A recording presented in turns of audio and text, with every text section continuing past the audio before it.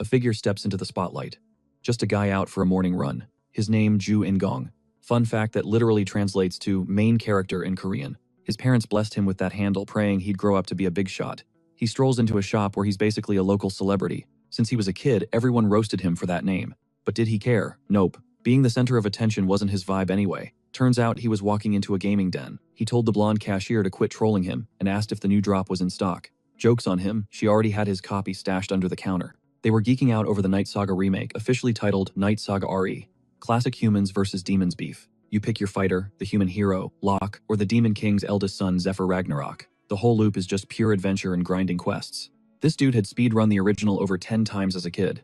He was a walking wiki for the lore. Plus, it was a flagship title for the new mainstream VR era. In-gong finally touched down at his crib. He immediately unboxed the game card. VR headset secured, cartridge slotted into the console, game on. While the loading screen spun, he planned his session. Just a chill, 8-hour binge to unwind. A few seconds later, reality glitched. He was fully transported. Eyes snap open. Sunlight is piercing through a jagged roof. He wasn't in his room anymore. He was waking up on a cot inside the game world. But something was off. He looked down and didn't recognize his own avatar. Then a gruff voice from outside shattered his thoughts, asking if he was still snoozing. Suddenly, a massive ogre shoved its face through the tent flaps. It barked at him to get moving because their schedule was packed. In-gong was shook by the 4K realism. He hyped up the graphics out loud. The ogre looked baffled. Graphics what? That's when it clicked he could actually communicate with the NPCs. Total mindblower. The trailers never mentioned AI this advanced. He asked the beast for its name. The ogre looked hurt that he'd already forgotten. It's Carrick, he grunted before dropping a bomb. Prince Shutra. Carrick said the squad was waiting. Then the memory unlocked. Shutra Ignas, the Demon King's 9th son. He couldn't wrap his head around playing as Shutra. That character was never an option. He swiped the air to summon the status menu. Ding, it actually popped up. He figured the devs forced him into this role for the prologue. He checked his stats and almost puked. Even trash mobs have 10 points per stat. He was sitting at a pitiful 5 across the board. Embarrassing for royalty. Time to check skills. Conquest, level 1. And protagonist setting adjustment, level 1. In-gong started sweating bullets. If protagonist setting adjustment meant what he thought it meant, Carrick popped his head back in, screaming for him to hustle. In-gong stepped out and his jaw hit the floor. A platoon of ogre warriors stood in formation.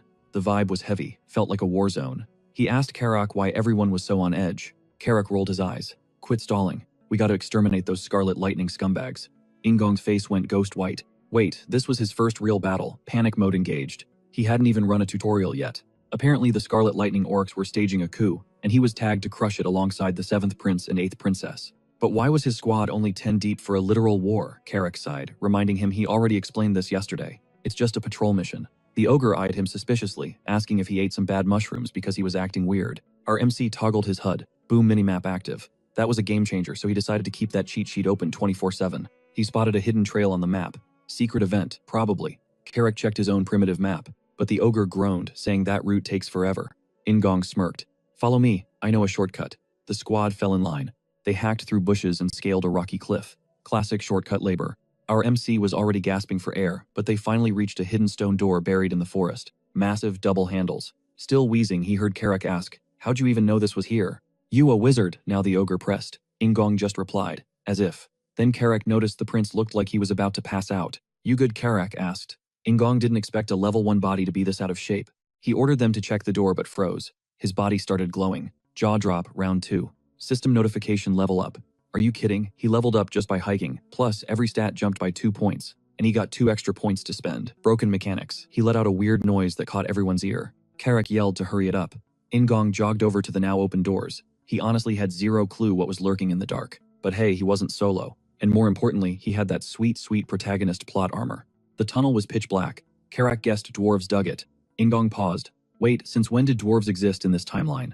The ogre set the record straight. Nah, they're gone, but they used to run this place. Our MC pressed him, asking if they'd migrated out of the demon realm, or just vanished. Carrick shrugged, totally clueless. Suddenly the whole squad froze. A massive loot pile, treasure chest, and gear littered the path ahead. Gold fever hit the ogres instantly. Their eyes lit up and they mocked the dwarves for being stupid enough to abandon such high-tier weapons. They started hoarding everything, lugging the heavy steel like it was nothing. Meanwhile, our MC zoned out deep in strategy mode. The system UI flashed, a warning his level strength and mana were way too trash to equip any of this high-level gear. But In-gong didn't care. Loot is loot. He'd figure out the inventory mechanics later. He tapped an item, visualizing the concept of storage. And poof, it vanished. It materialized right inside his inventory window. New mechanic unlocked touch and manifest. Just think collect and it's yours. Suddenly, a red blip pinged on his minimap. Everyone back up, now he screamed. The team spun around, confused completely, missing the dungeon wall fracturing behind them until boom, an ogre dropped instantly. Through the dust, an orc stepped out. But this wasn't a grunt. It was the Scarlet Lightning Tribe's general, Kai Chan. It was a setup. They'd been camping this spot. Charge. The orc horde swarmed in. It was a massacre. The ogres fought desperately, but they were getting shredded. Our MC, however, stood paralyzed, error 404 inches his brain. Fight or flight, he needed XP. He crept toward an orc locked in combat looking for a cheap kill steal. He swung his sword, snap. The blade shattered like glass on impact. Dead silence. The orc slowly turned, snarling in his face. Ingong scrambled, sprinting for his life with the beast hot on his heels. He tripped, eating dirt hard. HUD flashed red. Health, at 1 out of 15. Mana sat at 5 out of 5. Game over, no moves left. He let out a pathetic shriek as the orc raised its weapon. But clang. An ogre intercepted the blow. It was Carrick. Kid, do you have a death wish? Move. Get out of here, Carrick roared, locking blades with the enemy. Ingong stood there, hands trembling uncontrollably. It's just a game, he chanted, trying to stop the panic attack. I'm done. Logging out now. This was way too real. He frantically pulled up the system menu. Stats check. He scrolled down, looking for the escape button. Skills. Blank. Then the cold dread hit him. The logout button. It was missing. Reality sank in. He was trapped in the game. While the battle raged, Kai Chan locked eyes with him and started closing the distance. The general levitated jagged rocks, aiming straight for the weak link. Ingong panicked, I can't die here. But he wasn't fast enough. The stones slammed into him. Agony ripped through his body, followed by a massive explosion. Consciousness fading, lungs burning. Through the blur, he saw Kai Chan marching over to finish the job. The last image burned into his retina was the blade coming down. Health hit 0 out of 15. Darkness. Sutra's mind floated in a void. Limbo. He had no clue where he was. The memory of the orc execution replayed in his head. Terror seized him. Did I actually die? Suddenly, a blinding golden light pierced the darkness. A voice boomed, declaring him the fated existence. A spectral woman manifested with a ruthless command: conquer, enslave, rule. Ingong was bewildered, and just as quickly she vanished. Back in the physical world, the ogres were getting stomped. Kai Chan strutted back to his lines, arrogant and bored. He couldn't believe they tried to raid this spot. With such a pathetic squad. Are they brave or just brain dead? He waved to his army. Wipe them out. Don't waste my time. But then he paused. A surge of energy rippled through the air. He turned. It was Sutra. The boy was engulfed in a golden aura. System update, telekinesis level 1 acquired. He didn't even know when he learned it, but the notifications kept popping. New subclass unlocked, Knight of Conquest, level 1. Kai Chan snarled, kill that glowing brat. Carrick saw the aura and bellowed, protect the prince, form a wall. Don't let them touch a hair on his head. Sutra watched the chaos, glancing at his status screen. Knight of Conquest. That wasn't in the wiki. It wasn't a standard knight class. Confusion mixed with raw power radiating from his core. It felt familiar, like he'd always possessed it. Ancient spells echoed in his skull. His expression shifted from fear to dominance. He recited the incantation like a ruler. The power of conquest is the power of a king. Under the king's banner, a massive golden shockwave washed over his allies. Under the king's banner, a level 11 skill. Massive area of effect buff. The ogres roared. They could feel the strength surging through their veins. Morale skyrocketed. It was payback time. Weapons. Who needs them? They tore into the orc lines with bare fists, smashing enemies like ragdolls. Kai Chan stepped back, rattled. What is this power? It made no sense. He glared at the source, Sutra. Die. He hurled another volley of rocks at the prince to break the spell. Sutra didn't flinch. Crash. Carrick obliterated the attack mid-air. Those attacks, they weren't even going to graze him. The squad looked hyped about their flawless teamwork. Sutra juiced Carrick up with a massive buff and sent him barreling toward Kai Chan like a runaway freight train. Pure terror washed over Kai Chan. Dude didn't even have a split second to dodge. Snick. Carrick took his head off in a single brutal stroke. Seeing their leader drop, the orc army's spirit crumbled instantly. They tried to bail, but the ogres weren't having it, hunting down every last runner. No survivors. A system ping flashed before Sutra's eyes. General's merits credited to the king. Then came the dopamine hit, a cascade of notifications, screaming that he'd leveled up. The rush was real. He was grinning ear to ear. Carrick clocked his mood shift and started wondering just what kind of power boost Sutra had actually snagged. That mystery strength had Carrick buzzing too. He glanced over at the prince, convinced that this royal was the secret sauce behind his newfound juice. Back at base camp, the vibes shifted. Sutra sat in his tent, practically spiraling. He frantically scrolled the menu, but the logout button, gone. MIA.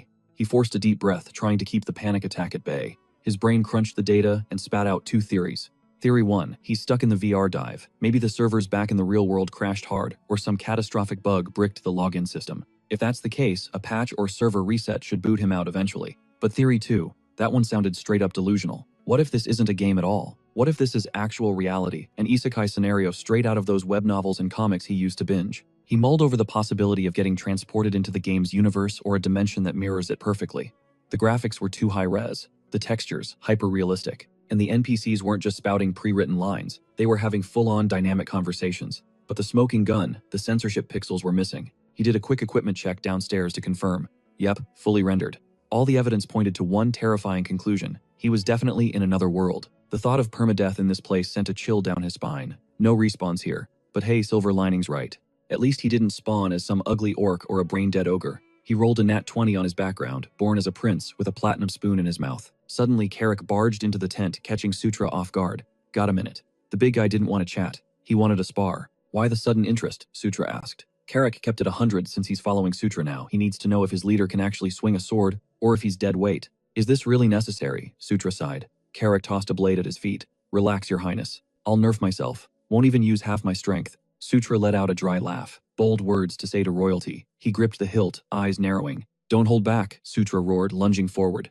Carrick braced for impact, expecting a heavy blow. Clang. When the sword connected. Awkward silence. Carrick just stood there like a statue, while Sutra wailed on him. It was getting embarrassing. The ogre was actually getting annoyed. He literally couldn't feel the hits. It was like being attacked by a mosquito. Fed up, Carrick swatted back, sending the prince stumbling backward until he hit the dirt.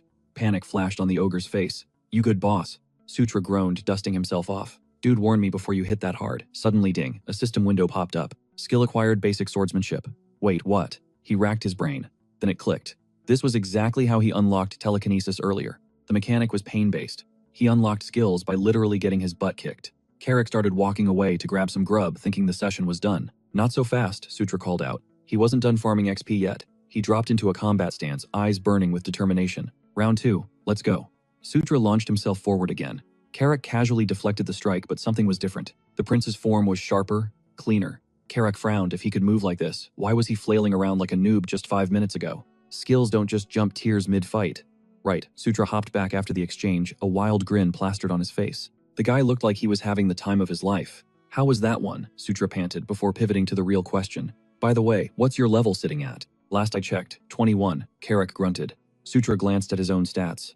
Oh yeah, he could work with this. He'd gap that level difference in no time. See, everyone in this world had levels, but unlike him, they were flying blind. The locals needed clunky evaluation spells to see stats. Sutra, he had the ultimate cheat code, a live HUD. Being able to see stats in real time and dump points into specific attributes was a broken advantage. Time to grind.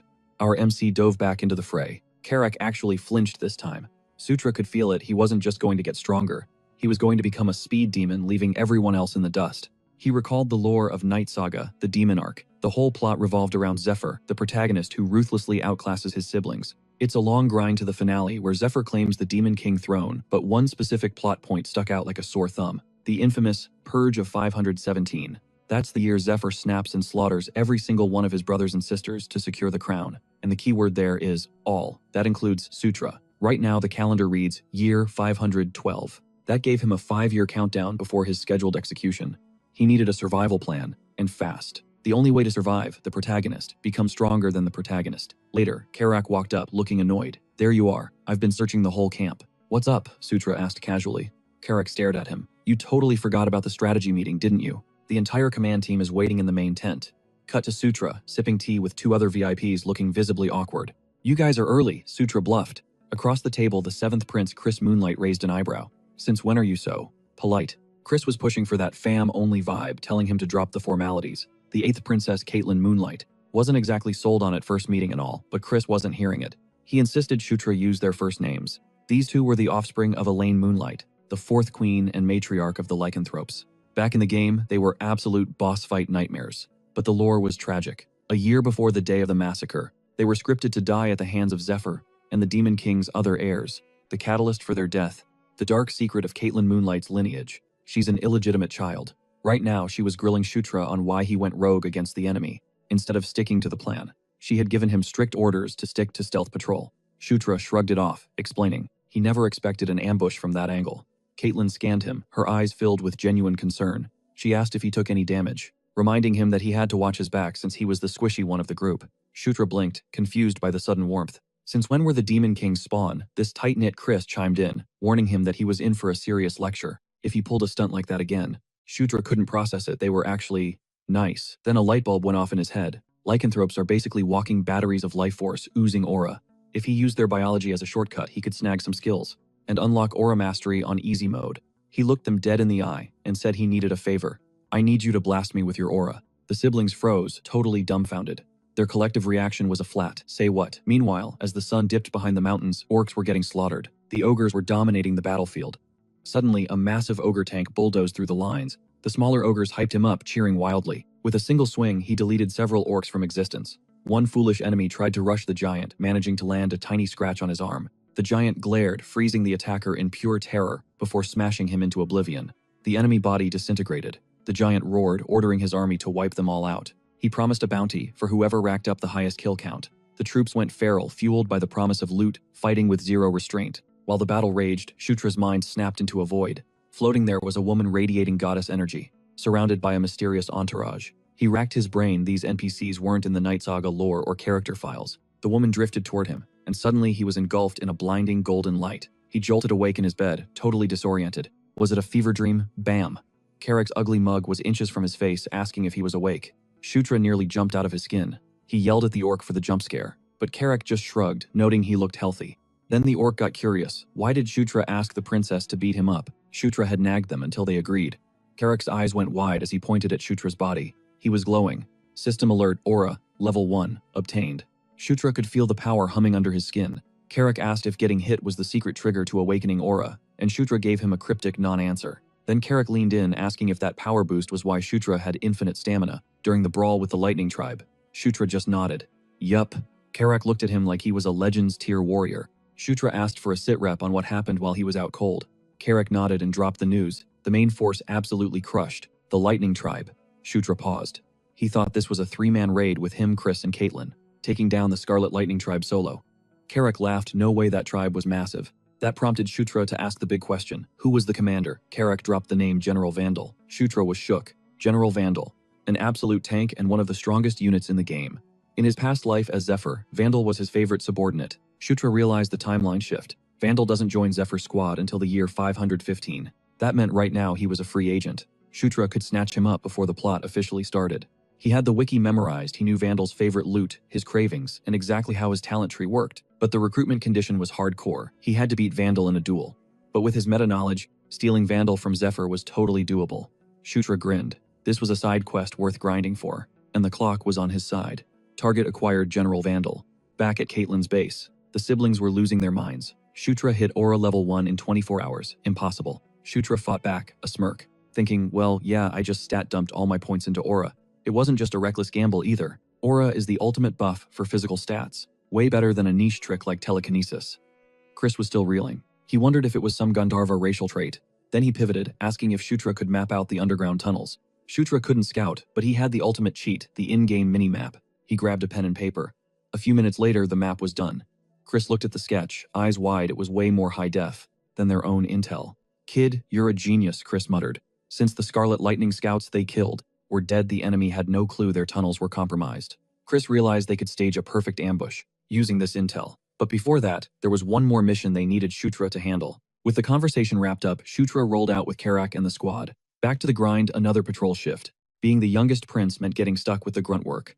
Carrick tried to look on the bright side. At least they had reinforcements this time. Shutra kept it real, admitting they only made it this far because they hustled for it. Out of nowhere, 2 cloaked figures blocked their path. It was Caitlin and her handler. Shutra asked what was up with the disguise. She put a finger to her lips. She had been tailing him shadow style, ready to jump in only if things went totally south. She wanted this win to be his alone. Honestly, he was shocked she was riding for him like that. Part of him wondered if she was just naive. That was when Sarah, the agent, stepped up to introduce herself. He gave a polite nod. Caitlin insisted they would hang back and trail the group on their own terms. Just pretend they are not there and focus on the scout. They pushed into the cave, swallowing the darkness as they went deeper. The chambers were stripped bare. A total ghost town. Whoever moved out took everything not nailed down, probably the dwarves. Shutra questioned the loot haul from their last run. Carrick shrugged, figuring the dwarves just left behind what they considered trash. Deeper they went. Carrick stiffened. Something was incoming. Shutra heard the skittering too and checked his minimap. He knew exactly what was on the menu. Opening his inventory, he grabbed a flash spell item. Better safe than sorry. Eyes shut on my signal, he barked. The squad tensed up, bracing for the impact. Hundreds of glowing eyes pierced the gloom. Rock spiders poured out of the cracks, pure nightmare fuel. Classic dungeon trash mobs. They swarmed in dozens and packed a nasty paralysis venom. The second they rushed, Shutra yelled the command. He launched the potion skyward, shattering the vial instantly. Blinding white light flooded the tunnel. The stone spiders shrieked, frozen stiff. Light was their kryptonite. Creatures of the dark cannot handle the flash. Wipe them out, Shutra roared. The ogres went beast mode, smashing through the paralyzed arachnids like wet paper. Shutra observed the chaos. He knew mob logic. Where there is a swarm, there is a boss. He signaled Carrick. Time to headhunt the leader. Cutting through the carnage, they beelined for the main threat. There it was, massive compared to the grunts. Carrick lunged, slamming his weapon into its skull. Nothing. The orc looked baffled. The thing was built like a tank. Shutra mentally facepalmed. Physical damage won't scratch that exoskeleton. It needed fire, but he hadn't unlocked those spells yet. The beast enraged, rushing Carrick. Use fire, Shutra screamed. It is the only way to crack it. Carrick looked panic-stricken. He didn't have a lighter. Suddenly, a voice told Shutra to raise his blade. Whoosh. Flame on. His sword was blazing. Magic Caitlin called out, asking if that was enough juice. He nodded, acknowledging the assist. Eyes on the prize. He locked onto the boss, waiting for that split-second opening. Then he struck. He danced around the beast, slashing with the flaming edge. The boss spider screeched as it caught fire. Flames consumed the monster. Ding Shutra's body radiated golden light. Welcome to level 9. Caitlin blinked at the glow. You okay? She asked. Shutra played it cool, claiming it was just a divine blessing. Totally normal stuff. She asked if it was from Gandharva. Yep, that is the one he bluffed. She narrowed her eyes. His reaction time was too pro. You fought these things before. He lied through his teeth. Read about them in a book, he claimed. Truth was, he had grinded these mobs 1,000 times in the game. He knew their mechanics inside out. Before she could press him, Carrick pointed. Boss, look at that door. They pushed inside. Shutra's eyes widened. A town portal. Carrick gaped, shocked. His prince recognized the tech. Just a hunch, Shutra shrugged. But the architecture, definitely dwarven. In his Zephyr playthroughs, these were rare. But as a hero character, he had seen them plenty. Just needs a mana injection to boot up. He turned to Caitlin. Pretty sure that is a portal. Sarah inspected the design. He was right. Where does it go? Caitlin asked, scanning the walls for clues. Carrick spotted some carving and flagged the prince. Shutra and Caitlin stepped up to examine the glyphs. Definitely not demon script. Looked like old dwarven runes.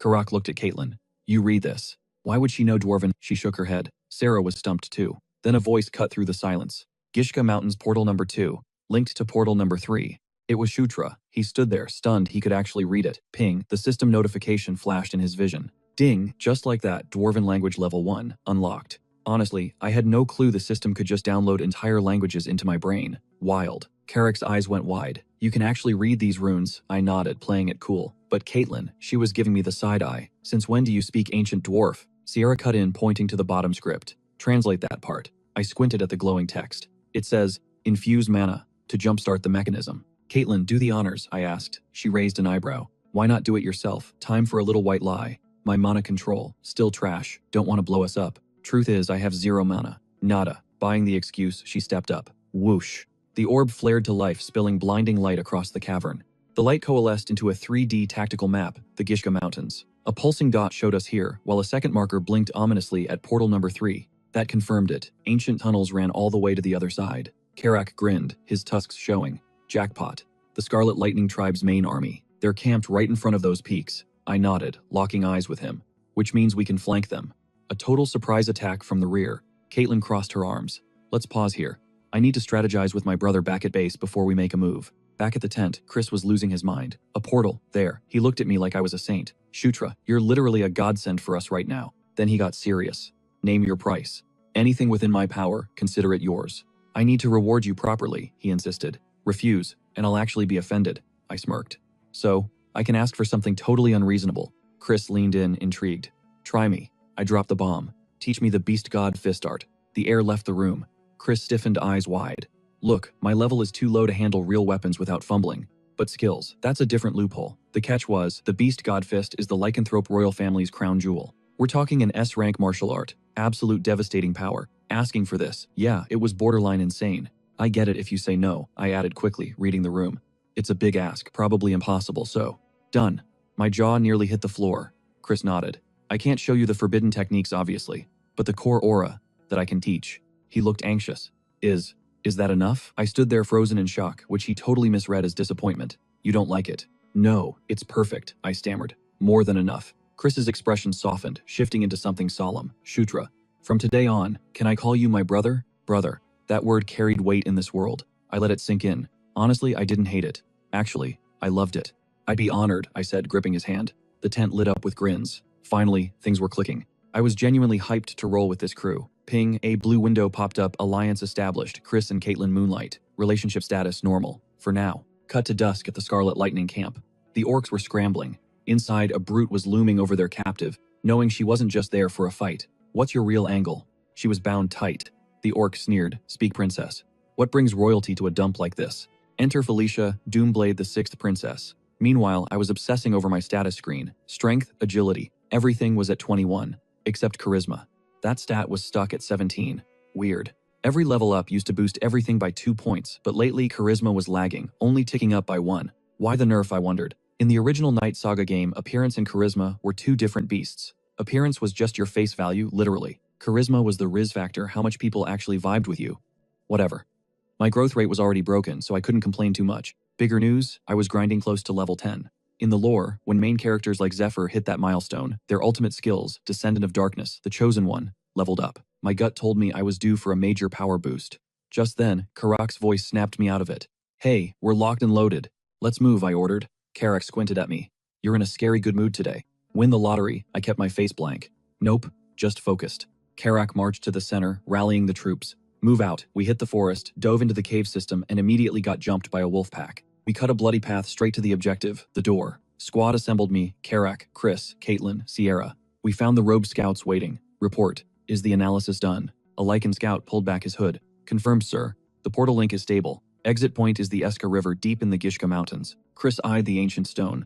Is it safe? The scout nodded. Solid as a rock. 0 fluctuations. That's dwarven engineering for you. Fire it up, Chris commanded. The mages channeled energy, and the orb exploded with light, projecting a live feed from the other side. Carrick and I stood there slack-jawed. Seeing a warp gate on a screen is one thing. Seeing it in real life is mind-blowing. While I was geeking out, Chris and Sierra were already stepping up. Caitlin paused, glancing back at me with a smirk. You coming, or are you going to stare at it all day? I blinked, shaking off the trance. Right behind you. The robed Lycan double-checked the coordinates, target locked on the Eska River, deep in the Gishka Mountains. Chris demanded a status check. The verdict, systems green, 0 glitches. Typical dwarven engineering, this thing was built like a tank. Satisfied, Chris gave the signal to move out.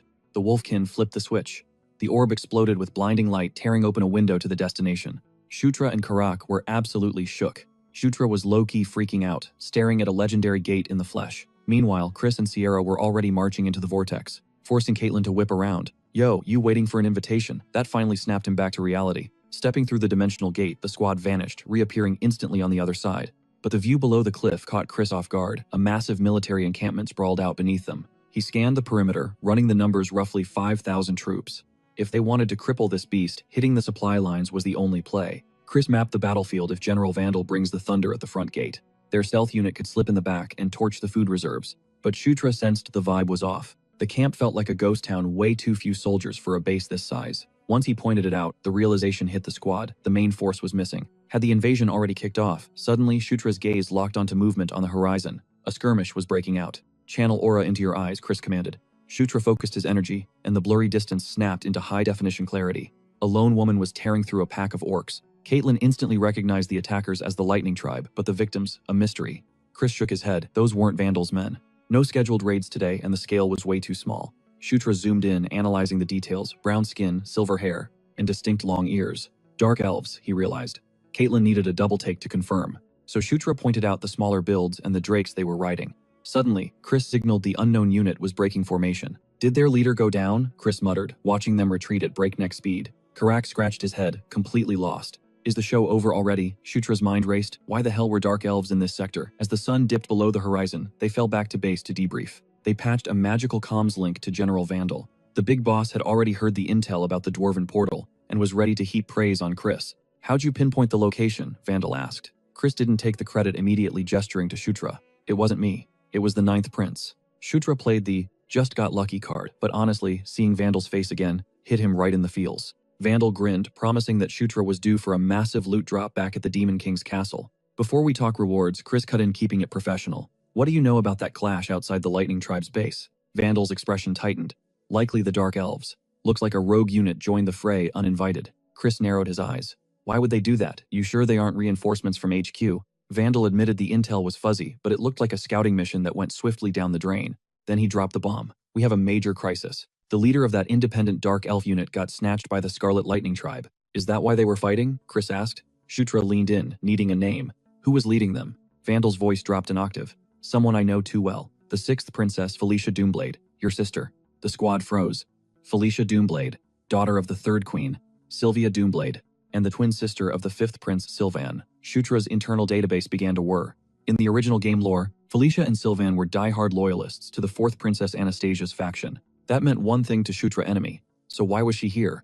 His gut told him she was clout-chasing, trying to steal glory on the battlefield. Do those Scarlet Lightning scumbags even know who they caught? Chris demanded. Do they know? It's Felicia. Vandal shook his head. We haven't confirmed if her identity is blown yet. What's the play? Chris asked, eyes sharp. Vandal didn't hesitate. If she's breathing, we get her out. No negotiation, Chris pressed. Vandal scoffed.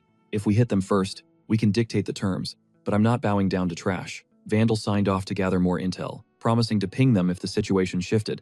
The screen went black. Chris let out a cynical laugh. So, our oh-so-brilliant sister got herself captured. Caitlin shot him a glare. She's alive. We have to save her. Chris shrugged, his tone cold. Ideally, sure, but let's be real, it's not going to be a walk in the park. A botched rescue could wipe us out. But Caitlin slammed her hand down, figuratively speaking. She is family. We go. Chris paused, weighing the tactical nightmare against the moral obligation. He knew she was right, but risking his crew for a rival princess, tough sell. Shutra watched the gears turning in Chris's head. Back at the tent, Chris laid out the game plan. Vandal draws the main aggro, pulling the Scarlet Lightning main force. That's our cue to hit the rear. He pointed to the map. I'll dive straight into the center base, go full berserker to cause chaos. Caitlin, Shutra, you lead your squad. And execute the objective. Shutra needed it spelled out. By objective, you mean extracting our sister, right? Affirmative, Chris replied grimly. But we stick to the script. Torch the food, blow the armory first, then grab Felicia. But listen closely, if it goes sideways, you bail immediately. No heroics. We can't bleed out the whole squad just for Felicia. That hit a nerve with Caitlin. Chris cut her off cold. Zip it. He reminded her who was wearing the commander badge. Caitlin wasn't having it. Felicia was blood. She snapped back, refusing to let him talk about family like collateral damage. But Chris stood his ground. He wasn't about to let Felicia's reckless stunt tank the entire operation. Sutra caught the vibe instantly. Chris looked way too chill about leaving Felicia behind. Made him wonder, is there some bad blood there? Nightfall. Go time. The warriors surged forward, ready to absolutely wreck those Scarlet Lightning scumbags. From the ridge, Chris and his squad scanned the scene. The camp looked quiet, but guards were crawling all over the place. He held the line until boom. Explosions ripped through the camp, sending orcs flying. That was General Bandal's cue to rush in. Wipe them out. Meanwhile, Sutra's unit hung back in the shadows. Carrick was itching to move. The fight started. Why are we freezing? Hold for the signal, Sutra murmured. Suddenly, ogres smashed into the orc lines, catching them completely slipping. It was a slaughter. The ogres dominated while General Bandal watched the carnage unfold like a hawk, just observing, until he signaled the retreat. Up on the cliff, Chris watched the chaos brew. Timing is everything. Gear up, he ordered. We stick to the plan. Move out. He, Sutra, and Caitlin launched their assault. The Scarlet Lightning tribe never saw it coming. Total ambush. They crushed the opposition. Watch your six, Sutra, Caitlin yelled. You too, he shouted back. Mid-sprint, Sutra glanced at his minimap interface. Hard left. We're making a beeline for the food storage. Carrick roared, kill him, all leading the pack. But a massive orc swung a haymaker right at him. Carrick was wide open. Thwack Sutra saved his hide, burying a dagger right in the orc's skull. Skill unlocked, dagger throwing level 1. Bullseye. He smirked, pretty satisfied with that shot. Carrick looked at him puzzled. Since when do you throw knives like that? Sutra shrugged. No big deal. Truth is, he'd just been spamming throws last night, and the skill popped up.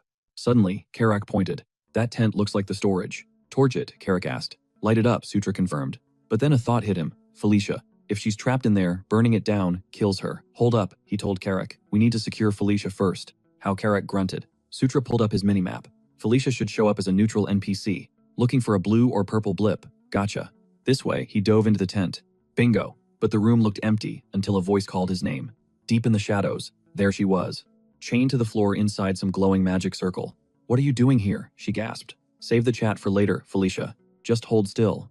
Every second here was a gamble. He worked fast to cut her loose. Honestly, he was banking on her owing him a massive favor after this. Felicia kept quiet as they barely made it out. Move it. We need to link up with Chris and Caitlin. That stopped her cold. Chris and Caitlin came for me, Sutra frowned. Yeah, that surprises you. You act like they weren't supposed to save their own squad mate. With Sutra out of the succession game, maybe he missed some internal drama. Felicia opened her mouth to explain, but Carrick cut in. Hostiles incoming, Carrick barked. Sutra grabbed Felicia, guiding her. She blinked. He actually used her name. Since when are we on a first-name basis? Suddenly, her eyes went wide. Sutra, behind you. Thwack agony spiked through him. Then whoosh, flame swallowed him whole. Carrick and Felicia froze, watching the fire rage. Panic set in for Felicia. An orc rushed her, and she braced herself, annoyed, but then a flash caught her eye. Bam, a fireball blasted the orc right in the face. What the? She spun around, spotting a shadow in the smoke. Sutra walked out of the haze like a boss. System mana control, level 1 acquired. Fire arrow, level 1 acquired. He wore a grin that screamed pure confidence. He unleashed hell, spamming fire arrows like a maniac. He went into a frenzy, burning every orc in sight to a crisp. The rush was insane. Level 1 magic. Felt like God mode. Then he sensed it.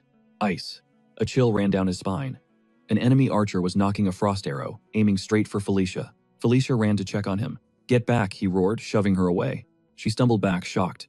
Thwip, the arrow struck. But he didn't shove her to save her, he wanted to tank that hit. He looked almost manic. The ice slammed into him, kicking up a cloud of freezing mist. The mist cleared, revealing him standing tall. System ice arrow, level 1 acquired, just as planned. 0 expectations, 0 grace. He hit the dirt hard, landing right on his backside as his health points plummeted into the danger zone. We're talking critical condition here. His HP bar was flashing red 13 out of 95. One more hit like that, and it's game over. Out of nowhere, a voice sliced through the air, calling him a total moron. It was Felicia, bringing the attitude. She demanded to know who authorized this rescue mission. Face flushed bright pink. She started chewing him out, but the vibe was off. In her eyes, he's the runt of the litter, the weakest sibling who needs protecting, not the other way around. She definitely got the wrong idea. Then he noticed the tower enemy was already face-planted in the dirt. Eyes wide, she demanded to know when the heck he learned magic. He stood there stunned. She actually one-shotted that mage. It clicked. She thought he took that hit on purpose to be her hero. Without warning, she yanked the ice shard from his chest. He let out a blood-curdling scream as a vibrant green light erupted. Healing magic. He watched mesmerized as the gaping hole in his chest knitted itself back together. Ping skill acquired. Heal level 1. Just like that, the wound was erased. That's the genius mage Felicia Doomblade for you. She checked on him, asking if his legs still worked. He smirked, telling her thanks to that his blood was fully topped off. Felicia tilted her head, totally lost. What blood? Their little moment got cut short by a deafening roar. The ground shook as a massive ogre came thundering toward them. Felicia panicked, demanding an ID on the beast. He clocked it immediately, a blood ogre, a nasty, mutated variant. Her eyes widened. She realized the only exit was right behind that hulking monstrosity. Yup, he confirmed. The beast closed the gap and unleashed a ear-splitting scream, sending them scrambling for cover. Sutra's mind raced. How do you even damage a tank like that? The blood ogre lunged. For a giant, it moved with terrifying speed. Despite the size difference, it was on them instantly. Felicia shouted, "A plan, buy me time, I'll blast it into orbit." He had zero clue how to stall a monster that big. Boom, the ground erupted. He sighed, guess he's playing bait.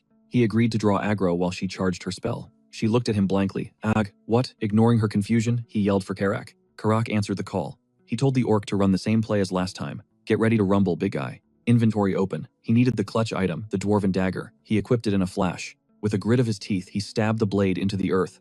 Light exploded from the ground as he activated the buff, under the king's banner. The radiant energy surged into Carrick, engulfing him in power. The orc roared, feeling the strength coursing through his veins. The blood ogre paused, confused. Carrick launched himself at the enemy. The ogre was 3 times his size, but Carrick didn't flinch, swinging his axe with enhanced fury. The impact was heavy. The blood ogre buckled under the sheer force. Carrick wound up for a second strike, burying the axe into its gut. The monster groaned, staggering back. Suddenly, a shimmering hologram of Felicia materialized right next to the beast's face. While the ogre swiped at the decoy, the real Felicia sprinted in. She cast grease, turning the floor into an ice rink. The giant slipped and slammed down hard. Carrick saw the opening. This was the finisher. He channeled every ounce of power into his weapon for one final blow. The axe connected dead center, bullseye. The blood ogre howled in agony before coughing up a fountain of blood. Sutra watched the boss fall. Victory tasted sweet. Sure, there were mobs left, but the raid boss was toast. Suddenly, a golden aura wrapped around him. A system window popped up. Sweet XP. Ding, level 10 reached. Even better, his protagonist setting adjustment leveled up. He stared at the screen, hyped. Because of the level 2 adjustment, he unlocked a brand new passive skill. He cracked open the gift box reward. Item obtained, battlefield protection level 1. Effect, enemy projectile accuracy severely nerfed. He grinned. He knew exactly what this was, the stormtrooper effect.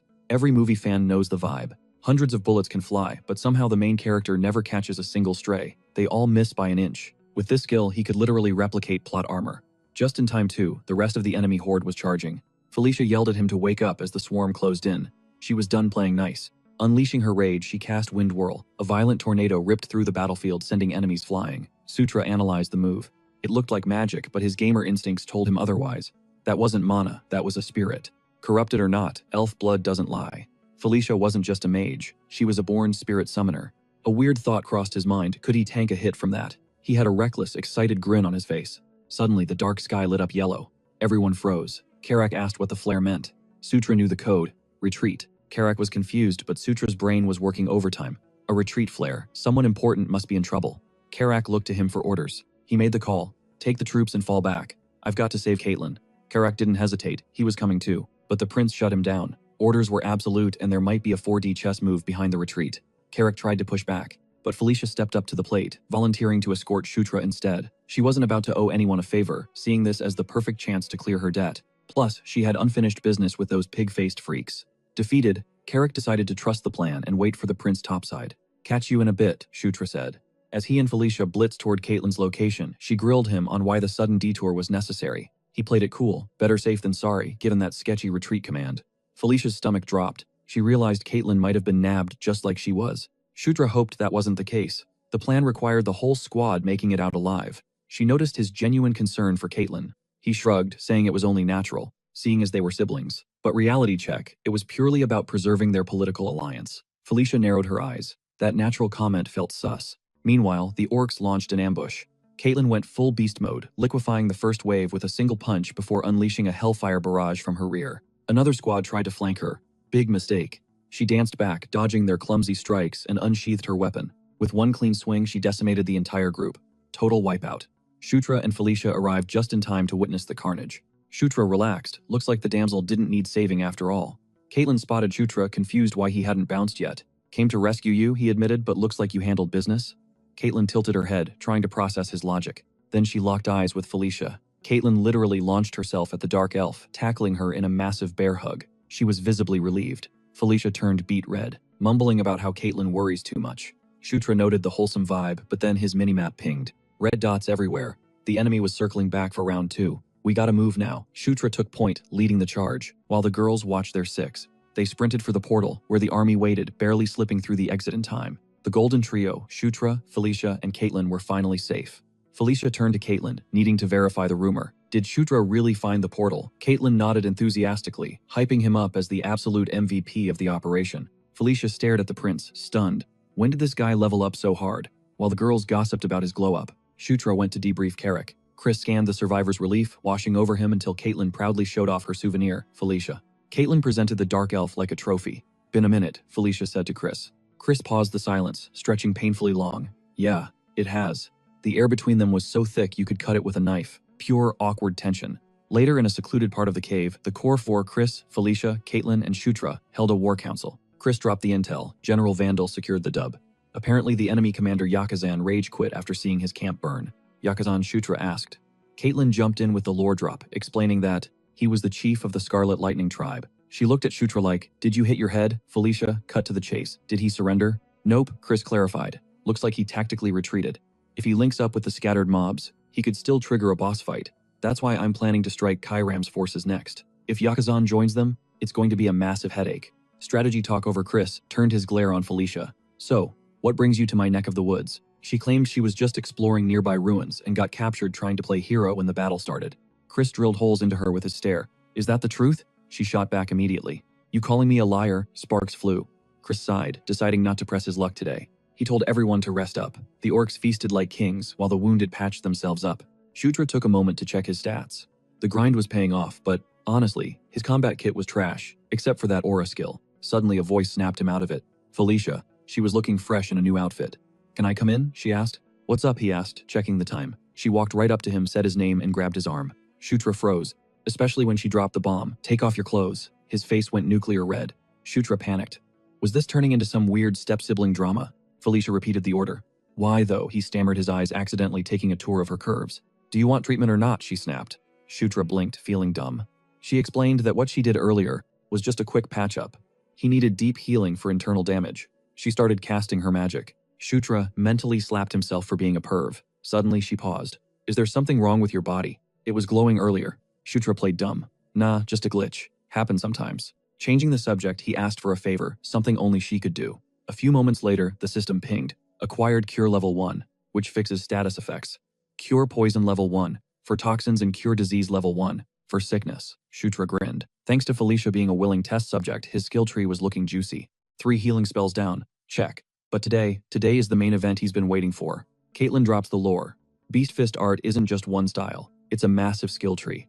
And finally, Sutra gets to unlock the werewolf branch. This is the raw feral combat style that defines the lycanthropes. It's basically the OG foundation for the legendary Beast God Fist. That has to be why Caitlin's drilling this specific set into him. Beast Fist harnesses both external power and internal flow. The mission today, master the basics of that internal energy. Close your eyes, she commands. Zone in. He feels it instantly. Aura, the pulse of life itself. It's the soul's jagged edge. Push that energy to the limit, and it practically becomes soul power manifest. Flash, a blinding light engulfs him. A system window pings, passive skill acquired. Protagonist's physique level 1. Whoa, he didn't see that coming. This skill is a cheat code that skyrockets training efficiency for any physical stats. And as the skill levels up, it unlocked hidden perks. Talk about a broken build. He's stacking the protagonist physique level 1 for muscle gains, the extreme demon's body level 1 for magic buffs, and hero's blood level 1 to juice up his divine power. He's not just keeping up with top tiers like Zephyr or Locke, he's rivaling them. And since traits unlock per level, this system is going to evolve into something monstrous. A grin spreads across his face. This is it. This is what main character energy feels like. He's buzzing with adrenaline. Caitlin snaps him out of it. He's losing focus. Eyes on the prize, she scolds. My bad. He shakes it off. Time to get serious and actually grind this skill. Boom. Beast Fist art level 1 secured. The kid is a natural. He executes the forms with terrifying speed and precision, even with empty hands. He looks like he's wielding invisible blades. Caitlin's about to drop the next combo when a wolf scout bursts in, howling bad news. Chaos erupts. Chris drops the bombshell. Kiram's unit ghosted, vanished into thin air. Kiram definitely caught wind of their play. Caitlin asks for the move. General Bandle's intel suggests the Yakuza and Kiram are linking up at a specific map coordinate. Given the terrain, it's a setup. Sutra knows they have to roll the dice. Chris makes the call. We merge forces. They're joining General Bandle's main army. It's no longer a skirmish. They're entering total warfare against the Scarlet Lightning tribe. Cut to the main base of the strike force. General Bandle stands there like a mountain welcoming Prince Chris. Chris shoots him a look. The old man hasn't changed a bit. Bandle gives a nod to the princess. It's been a minute since their last reunion. Felicia asks about the troops. Solid, he replies. Sutra watches Bandle, unable to hide a smirk. This guy was his absolute favorite character back in Night Saga. Even that scary, stern face feels nostalgic. Sutra steps up, introduces himself, and shakes the hand of a living legend. Meanwhile, in a dream realm, the goddess returns. But she's not alone. There's a warrior woman in heavy armor beside her. Golden curls, piercing blue eyes, and a face half hidden by a mask. Her armor is full plate and she's wreathed in swirling flames. They lock eyes with Sutra, staring right through him. An overwhelming pressure crushes him. Visions of conquest and war flood his mind. Gasp. He wakes up in a cold sweat. He knows the goddess with the mismatched eyes. But the armored flame girl, total mystery. Carrick rips the tent open. Let's move. We're rolling out. They pile out. The squad is scrambling. Sutra gets assigned to the left flank for the upcoming bloodbath. Bandle holds the center. Chris and Caitlin take the right wing. The swift Dark Elves form a Spec Ops rear guard. The march begins and hours blur into minutes. Suddenly, he's standing in the mosh pit of war, surrounded by thousands. He's so short he's drowning in a sea of ogre soldiers. General Bandle roars the command. Battle formation. He hypes the boys up. Show these bastards the true meaning of pain. The army charges. The enemy holds the line, their leader smirking like, look at these fools. Boom, a massive explosion rocks the rear guard. Bandle freezes. His eyes go wide. It's a trap. A colossal beast rises from the chaos. A swamp mammoth. Boss fight initiated. Boom, the ground shook as explosions ripped through the battlefield simultaneously. It was a massacre. Troops were getting ragdolled left and right. Absolutely zero time to react. Even seasoned fighters like Carrick and Shutra were rattled. Shutra's gut dropped. He realized they'd walked straight into a death trap. Those scumbags had the whole thing rigged from the start. Then came the heavy hitter, the swamp mammoth. But don't let the name fool you. This wasn't some museum exhibit. It was a hulking kaiju. A true monstrosity. Suddenly, a massive scaly crocodile claw stomped into view. Enemy reinforcements swarmed in from nowhere. The squad looked back and saw lizardmen closing the net. Chris was seeing red. They had been played like fiddles this entire time. Caitlin made the call immediately. We need to bail, retreat, and regroup. But Chris clapped back. If they botched this withdrawal now, they wouldn't just lose the battle. It would be a total party wipe. Caitlin pointed to the battlefield. Bodies were stacking up fast, and the count was only rising. They had to make a snap decision. She pushed hard for the retreat. Chris finally snapped into commander mode. Mages. Form a defensive wall at the rear. Buy us as much time as you can. The rest of the unit scrambled to fall back. It was chaos. Lizardmen were slicing through ogres like butter. One lunged straight for Shutra, but Carrick blindsided the beast, smashing it before it could land a hit. He screamed at Shutra, "Wake up, kid. One slip up here, and they're all dead meat. Shutra snapped out of it, realizing this wasn't a game simulation anymore. It was real life. Chris was drowning in a sea of enemies hacking away. He roared his final order. Survive, I command you to come back alive. Don't you dare die on me. Back at base, the lucky few who survived the ambush were getting patched up in the triage tent, while the brass, Chris, Caitlin, Felicia, Shutra, and General Bandal huddled for a high-stakes emergency meeting. Chris owned it immediately. My bad. I should have seen it coming. General Bandal cut him off. No use crying over spilled milk now. They had two options left. Pack up and go home, or beg the Demon King's castle for backup. Chris nodded grimly. He wasn't about to let his ego get the rest of his subordinates slaughtered for some pointless pride. He was about to call it quits when Felicia slammed the brakes. Wait, she said, eyes lighting up. I've got an idea. She spilled the tea. The only reason she was out here in the boonies was to raid a specific ruin. Her target, the tail end of the Gishka Mountains. Look, Felicia might be an S-tier mage, but in Night Saga, she's a total nerd, not a combat unit. All her stats are dumped into research and archaeology. She slapped a map onto the table. She'd been obsessing over a lost ruin, rumored to have been hidden in those mountains for 1,500 years. The name Enkidu, the Earth Dragon's lair. Enkidu, a dragon born from straight magma, hired an army of guardians to watch over his legendary loot hoard. We're talking about the dwarves of Gishka. Enkidu geared them up with insane weapons, just to guard the stash. The holy grail of items, the anvil that gives birth to thunder. This relic doesn't just let you control the Chimera Guardians, it lets you cast army-wiping magic. Felicia hit the table for emphasis. If we want that W, our only option is to find that anvil. That was her whole mission from day one. General Bandal narrowed his eyes. Do you have the coordinates? She admitted she didn't. That was the limit of her intel. Chris scoffed. Useless. That wasn't tactical info. With enemies breathing down their necks, he wasn't risking his men's lives on a wild goose chase. He dismissed it as a foolish treasure hunt, which really ticked her off. But then Shutra dropped a bomb. The anvil is there. 100%. Felicia blinked, totally stunned by his confidence. He knew it because he'd raided that dungeon as the hero lock back when he played the game. But aloud, he spun a lie. I read about it in some ancient dwarven texts. Then he added the kicker. And honestly, I trust Felicia. Her jaw dropped. She was visibly touched. But to him, this was just farming relationship points. Chris wasn't buying the power of friendship speech. I don't care about trust, I care about time. Shutra was getting annoyed at how stubborn Chris was being. Shutra doubled down. Even my tribe, the Gandharva, has legends about this spot. There's a high probability that the entrance is close. If I go scout it, I guarantee I'll sniff it out. If I screw up, put it on my tab. I take full responsibility. He looked Chris dead in the eye. Trust me, just this once. Since Chris was being a brick wall, Shutra had to go all in. That night, they saddled up on Felicia's summon, the Phantom Steed. Who was getting airborne? The squad included Felicia, Caitlin, Shutra, Carrick, and 2 extra grunts. Shutra was absolutely vibing on the success of the anvil mission. He was mentally planning his next move when Carrick let out a blood-curdling scream. The orc was freaking out on the Phantom Steed. Shutra shouted back, "Hang on tight, big guy, or you're gonna become roadkill." Shutra assured him he'd survive. He had total confidence in the ride. Why? Because he mained Zephyr back in his gaming days. He glanced at the holographic minimap. Cruising at this velocity, they'd hit the ruin entrance in about 1 hour. And with his cheat code map, pinpointing the loot was the easy part. The real headache was guiding the party there without blowing his cover. He racked his brain for a solid excuse but drew a blank. He decided to just procrastinate until they landed. Trusting his gut to wing it, they touched down. He started spouting some nonsense about portal mechanics. He pretended to analyze the tunnel geometry. See, there's a consistent mana flow in these layouts. Combine the terrain with the tunnel signatures and boom, I can basically triangulate the anvil. He peeked at the group to see if his technobabble landed. They just stared in total confusion. He prayed they wouldn't ask follow-up questions. Felicia sighed. Whatever, just lead the way. I'm assuming you know your stuff. Take point.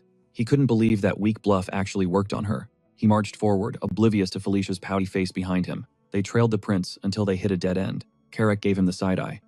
Boss, you sure this is the spot? Looks like a solid wall to me." Shutra smirked. "Who said anything about a door?" Caitlin smashed this open. Caitlin blinked, totally caught off guard. "Give it your best shot," he urged. Felicia's eyes widened. She realized the thunder-birthing anvil must be buried deep inside the cliff. Shutra's logic. If they bust through here, they skip the annoying dungeon guardians entirely. "Break the wall, Caitlin." Felicia snapped. "Are you delusional? You expect her to punch through a mountain? She's a fighter, not a siege engine." Shutra froze, realizing he had no backup plan for the wall. Felicia summoned a swirling vortex in her palm. Rookie mistake. Every ruin explorer, miners in demolition, and explosives. She hurled the wind blast at the cliff.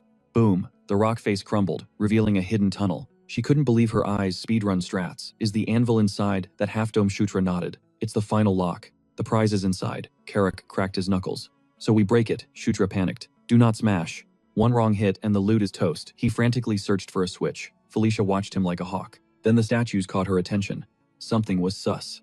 Out of the 9 figures, 3 were armed, 6 were empty-handed. Caitlin pointed it out. Maybe we need to gear up the others. Felicia frowned. It's not that simple. Those statues are holding authentic dwarven steel, which means we need matching dwarven blades. Where are we going to find 6 of those in the middle of nowhere? Shutra suppressed a grin. Funny story. I actually have 6 right here. He pulled them from his inventory. He'd stashed them ages ago because his level was too low to equip them back then. Grabbed them as spares on the last run, he lied smoothly. Carrick's jaw hit the floor. You carried 6 broadswords in that bag. He was sharp. Shutra was starting to hate how perceptive this ogre was. He waved it off to avoid the question. Here, hold this, Carrick. It was heavy. Carrick whined about his frail back. As they slotted the swords, the statue's eyes flared with light. A mechanical grind echoed, and the half-dome split open. The suspense was killing them. Shutra gasped. It was real, the Anvil of Thunder. Felicia cut the celebration short. Wait, the records say we need an activation ritual. She barked orders. Shutra, Carrick, stay put, everyone else take positions at 3, 6, and 9 o'clock. On my signal pump mana into the disc, I'll kickstart the flow from here. And the rotation began clockwise. They needed to ramp up the mana output slow and steady. Everyone was locked in position. She barked at them to focus. As the energy released, she ordered Shutra to dig deeper, push the mana harder. When the levels hit the sweet spot, she commanded him to freeze it right there. One slip in concentration, and it was over. They held the line. Waves of mana slammed against the anvil. Shutra was fighting with everything he had to keep his footing. He was hitting his limit when boom. A pillar of light pierced the heavens. Thick smoke choked the entire chamber. Shutra blinked through the haze, totally disoriented. Suddenly, he was surrounded by warriors, and a beast. Legions of creatures all marching in perfect sync. He was completely lost in the chaos. A voice boomed like thunder. My vassals heed my words. Shutra snapped his gaze skyward. A massive shadow blotted out the light. A winged titan. It commanded them to defend the sacred nest of the great Enkidu. Their mission stand as the ultimate gatekeepers between the demon realm and the human world. Then, snap. Shutra was back. He was heaving for air, lungs burning. No doubt about it. That was a black dragon. Had to be the earth dragon Enkidu. Felicia, looking pale as a ghost, asked if he witnessed the nightmare too. She described a colossus of black scales with veins of molten lava. Carrick nodded grimly. He saw it too. Was it a shared hallucination? Felicia had a hunch, but the puzzle pieces weren't fitting just yet. She eyed the artifact. The anvil holds the truth. She hesitated for a split second, then slapped her hand on the metal. Blinding violet light erupted. Black mist coiled around her hand like a viper. She was losing control. Shutra lunged to stop her shock, written all over his face. Suddenly, Felicia let out a blood-curdling scream. Caitlin and Carrick watched in horror. Now Shutra was screaming too. A voice echoed in his skull. Conquer the earth dragon Enkidu. A mana trial for the unauthorized. To conquer means to dominate. No mercy. Caitlin and Carrick froze. Shutra stood there, body radiating light, gripping a pitch-black hammer. But he looked wrong. Possessed. His right eye was an abyss of black. Meanwhile, back at the base camp, an enemy scout peered over the cliff edge. The camp was sitting ducks between the canyon walls. The enemy smirked, total amateurs, thinking they were safe, please. An orc grunt asked for the play, waiting on Lord Yakuzan's signal. Yakuzan surveyed his troops. Gear up. We're wiping out the leftovers. Down in the camp, the ogres spotted a flare tearing through the night sky. It wasn't a star. It was a bombardment. Fireballs rained down, obliterating tents and soldiers instantly. Then came the ground assault. Enemy forces led by a massive swamp mammoth crashed in. Chris was caught flat-footed. Panic set in. No Caitlin, no Felicia. They were staring down the barrel of total annihilation.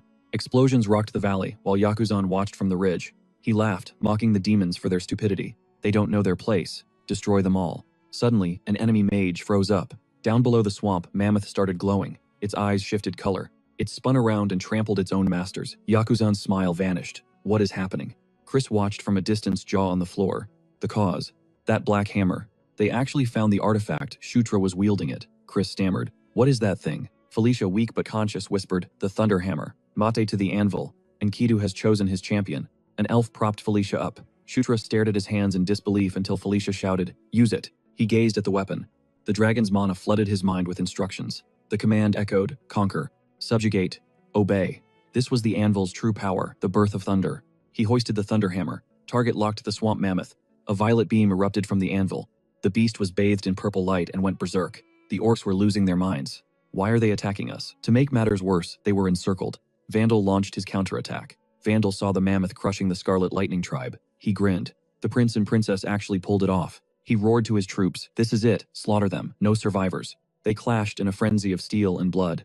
Yakuzan watched his plan crumble. Why is the beast betraying us? His adjutant was trembling. Someone's controlling it with god-tier mana. Yakuzan gritted his teeth. Pull back. We wait for the next opening. But Yakuzan wasn't having it. His face twisted in rage, but before he could move, boom. A massive explosion ripped through the air right behind him. The smoke cleared, revealing Chris. Chris stared him down ice cold. Game over, Yakuzan. Surrender now and I'll make your end quick and painless. Yakuzan didn't surrender. He spat a curse and lunged, screaming like a maniac. Chris just sighed, brows knitting together in annoyance. Beast God fist art. He moved faster than a heartbeat, a blur of lethal motion. Squelch. Yakuzan's head hit the dirt before his body even realized it was dead. The enemy adjutant and mage watched in horror, then scrambled, screaming, "The chieftain is down. Run." Absolute panic took over the enemy ranks. They were terrified. Now it was just cleanup duty for Chris's squad hunting down the stragglers. Chris exhaled, the adrenaline fading. He knew if it wasn't for those 2 reinforcements, his team would have been toast. He glanced up at the sky, praying the other front was holding up. Meanwhile, a magical HUD projected the battlefield chaos. Carrick watched, jaw on the floor. He couldn't believe the point of view. They were seeing literally through the eyes of the swamp mammoths. Felicia, looking pale, explained, "With the anvil, I'm the puppet master. I can override every treasure guardian in range." She smirked weakly. With this kind of firepower, the Scarlet Lightning tribe is cooked. But the mana drain hit her hard. Her knees buckled. Thump. Luckily, the elf had reflexes of steel and caught her mid-fall. "Hey, you good?" Felicia waved it off, voice trembling. "Just, battery low. I need a recharge, I'll be fine." The soldiers looked around, nervously suggesting, "Maybe we find a safer spot to camp." But then the vibe shifted. Someone realized there was a void in the group. Shutra had ghosted them. Cut to Shutra, chilling in a quiet corner, finally catching his breath. Ding. The system went crazy with notifications. Level up. His stats were skyrocketing. Had to be the perks of controlling the relic of Enkidu. That XP gain was insane.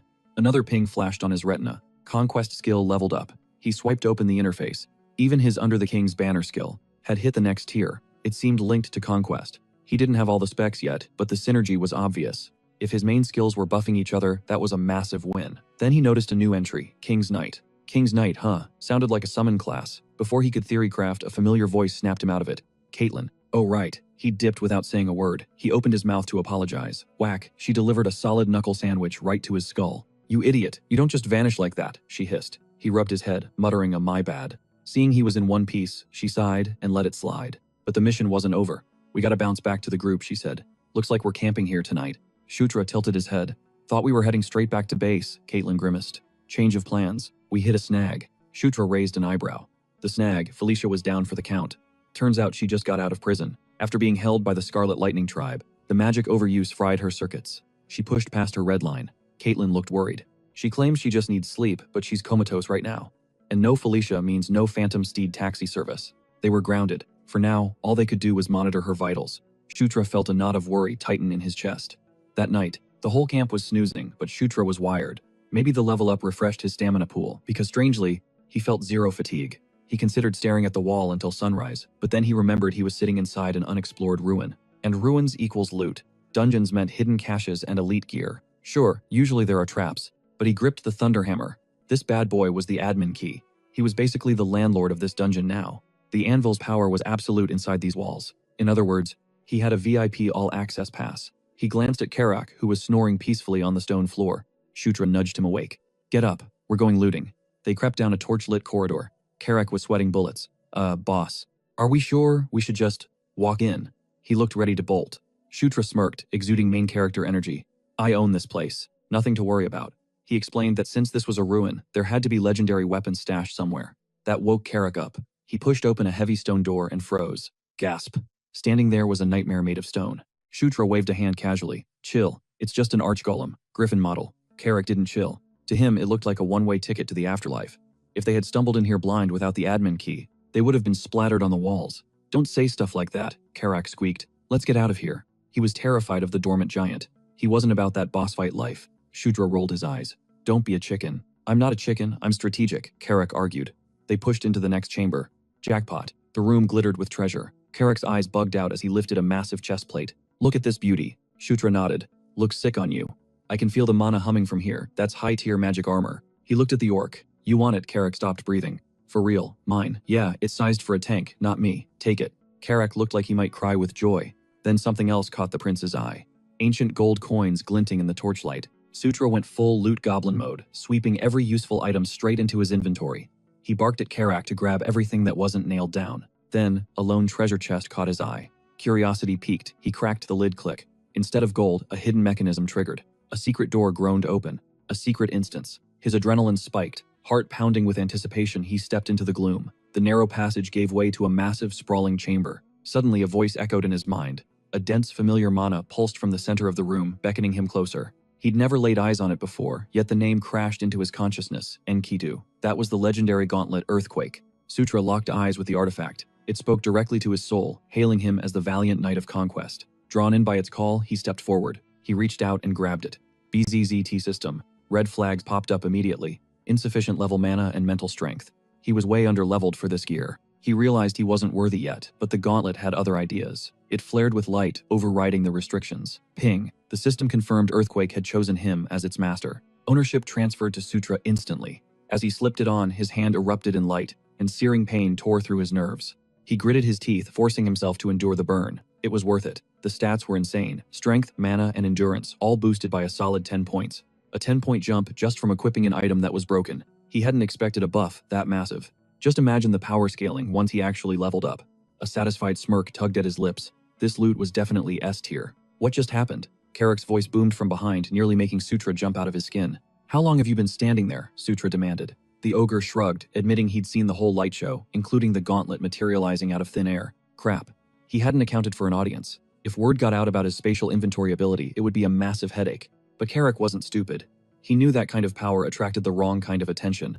He swore to keep his mouth shut just between bros. The ogre vowed to take the secret to his grave. Sutra felt a rare moment of genuine gratitude. We got what we came for, Carrick grunted.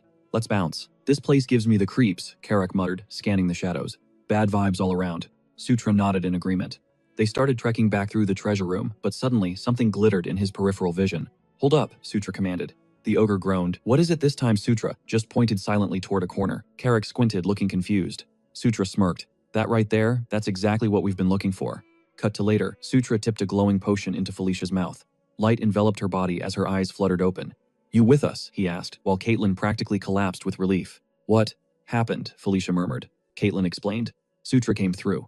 He brought back a mana recovery potion. Where did you even find that? She asked weakly. Sutra raised an eyebrow. Did you guys forget where we are? They were in the ruins. And he was the ruler of the ruins, remember? He told her to chill and rest up. By the time you wake up, your mana will be topped off, he assured her. Felicia looked at him, eyes soft. Thank you. Sutra didn't catch it the first time. She repeated it louder, cheeks turning pink with embarrassment. Sunrise broke as they marched back into camp. Bandel threw his arms up roaring. They're back. He was beaming, claiming he knew they'd crush it all along. While Bandel praised the squad, Chris awkwardly cleared his throat. Sutra caught the vibe immediately. The guy was blushing and trying to speak. Chris turned to Felicia. You did. An impressive job. Felicia flipped her hair, acting cool. Naturally. Sutra watched the sparks fly, a knowing smirk plastered on his face. Go get some rest, Chris told them, regaining his composure. We'll handle the cleanup. Sutra blinked. Wait, it's not over. Chris explained that the remnants of the Scarlet Lightning tribe were still lurking around. Give us half a month, Chris said. We'll have this place fully secured by then. Sutra's eyes lit up. 2 weeks of downtime, vacation time, but Caitlin leaned in her voice dark. Vacation. In your dreams, she whispered, getting way too close. Sutra flushed. With her own cheeks turning red, she reminded him, you and I still have unfinished business. Cut to a beautiful sunny day, and Sutra getting absolutely decked by Caitlin's fist. Focus, she yelled. Get it together or you're gonna hurt. Get your ass up now. He groaned, barely able to twitch. He knew the Beast Fist art training would be tough, but this was torture. That unfinished business she mentioned, yeah, it was just her beating the crap out of him for training. For the first 5 days, he was basically a punching bag. It took a full week before his eyes could even track Caitlin's lightning-fast strikes. Day 11. He squared up against her. This time, he wasn't just taking hits, he was reacting. Caitlin noticed the shift immediately. Not bad, she thought. Took me long enough, he panted, wiping blood from his lip. All those brutal beatings were finally clicking into muscle memory. Thanks to the hellish daily grind, both his Beast Fist art and aura had just hit level 5. Caitlin nodded, satisfied. You're ready. Time to learn the Beast God Fist art. Sutra's fatigue vanished, replaced by pure hype. I'm impressed, she admitted. I've never seen anyone learn this fast. A massive proud grin spread across Sutra's face, realizing he'd finally unlocked the secrets of the lycanthropes, the ultimate Beast God Fist art. It was time for Caitlin to show him a whole new way to channel aura. She gripped his hand tight, warning him to pay close attention and match her flow. You got this, she asked. Yeah. Boom. Their hands lit up, and that blinding blue energy swallowed him whole. He could feel Caitlin's energy surging through him, guiding the way. It felt familiar like the Beast Fist, but evolved, different. He sensed the sheer depth of it. Waves of aura, the raw pulse of life itself. But when you push that power to the absolute limit, it transforms into something spiritual. Soul power. As his mind started to drift, his thoughts locked onto the concept of conquest, which meant total domination, forcing the world to kneel. A ferocious, overwhelming pressure. It felt like sinking into the deep ocean. Was this the true nature of aura? The light around them flared brighter, blinding white. Then that familiar system ping chimed in. His beast fist proficiency and aura stats just spiked. Caitlin stared at him, totally shook that he actually pulled it off. Blue energy wreathed his hands, and the system dropped the big news. Beast God Fist, Art Level 1, acquired. With the Earthshaker in mind, he let the power rip. He dissipated the aura, and wham, a massive shockwave blasted out, gouging a crater right into the earth. Level 14 unlocked. He smirked. This wasn't just training anymore. The real game had just begun, but he missed one detail. Someone was watching from the shadows. Vandal. And that dude had a very satisfied look on his face. Next morning, Shutra and Caitlin grabbed some breakfast, but Shutra had business on his mind, specifically about Felicia. He had to know what's the deal with her, and Chris Shutra needed Felicia on his squad, just like Chris. But if those two had beef, it was going to be a major headache for his master plan. He noticed they weren't enemies, but the vibe was definitely icy. Caitlin admitted it wasn't due to some specific drama, at least not directly. She wasn't 100% sure, but her gut said it had something to do with Chris and Sylvan. The second Shutra dropped that name, Caitlin snapped. Even if Sylvan wasn't there, you don't just toss that name around casually. Shutra apologized, explaining he was just caught off guard. Felicia's twin, Sylvan Doomblade. Back when Shutra played as Zephyr, that guy was an absolute nightmare to deal with. Just as he pressed for details on the Chris-Sylvan drama, Chris burst into the tent out of nowhere. They jumped. Caitlin asked why he was back so soon. Chris didn't waste time. Pack it up. We're done here early. We move out this afternoon. Shutra asked where they were headed, and Chris gave him a look like, are you for real? Job's done, so we report back. Before they left, Vandal stepped up to shake Shutra's hand, giving props to the prince and princess for their grind. He looked the ninth prince in the eye and said he hoped their paths would cross again. I'll be waiting, Shutra shot back. Chris yelled, we ready? Yeah. Next stop, the Demon King's castle. Meanwhile, back at the fortress, the vibes were straight up sinister. A massive figure sat on the throne, decked out in full plate armor. The big boss. The trip back was pretty straightforward. Step 1, hit the long-range teleportation circle. Step 2, use transfer magic to warp directly into the Demon King's castle. Easy. But getting to that first circle was a 3-day trek. And this wasn't a luxury cruise, no ins, no breaks. Just non-stop movement, meaning another night of sleeping under the stars was locked in. They'd hit the castle by tomorrow, and Shutra was feeling the pressure. Right now, that place was a shark tank split into 3 factions. You had the second prince Zephyr Ragnaros, Shutra's ultimate nemesis. Then the first prince Baikal Ragnaros, and the fourth princess Anastasia Necron.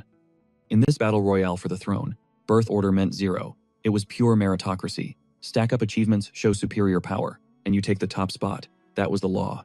Baikal and Zephyr, full brothers, and dead even in skill.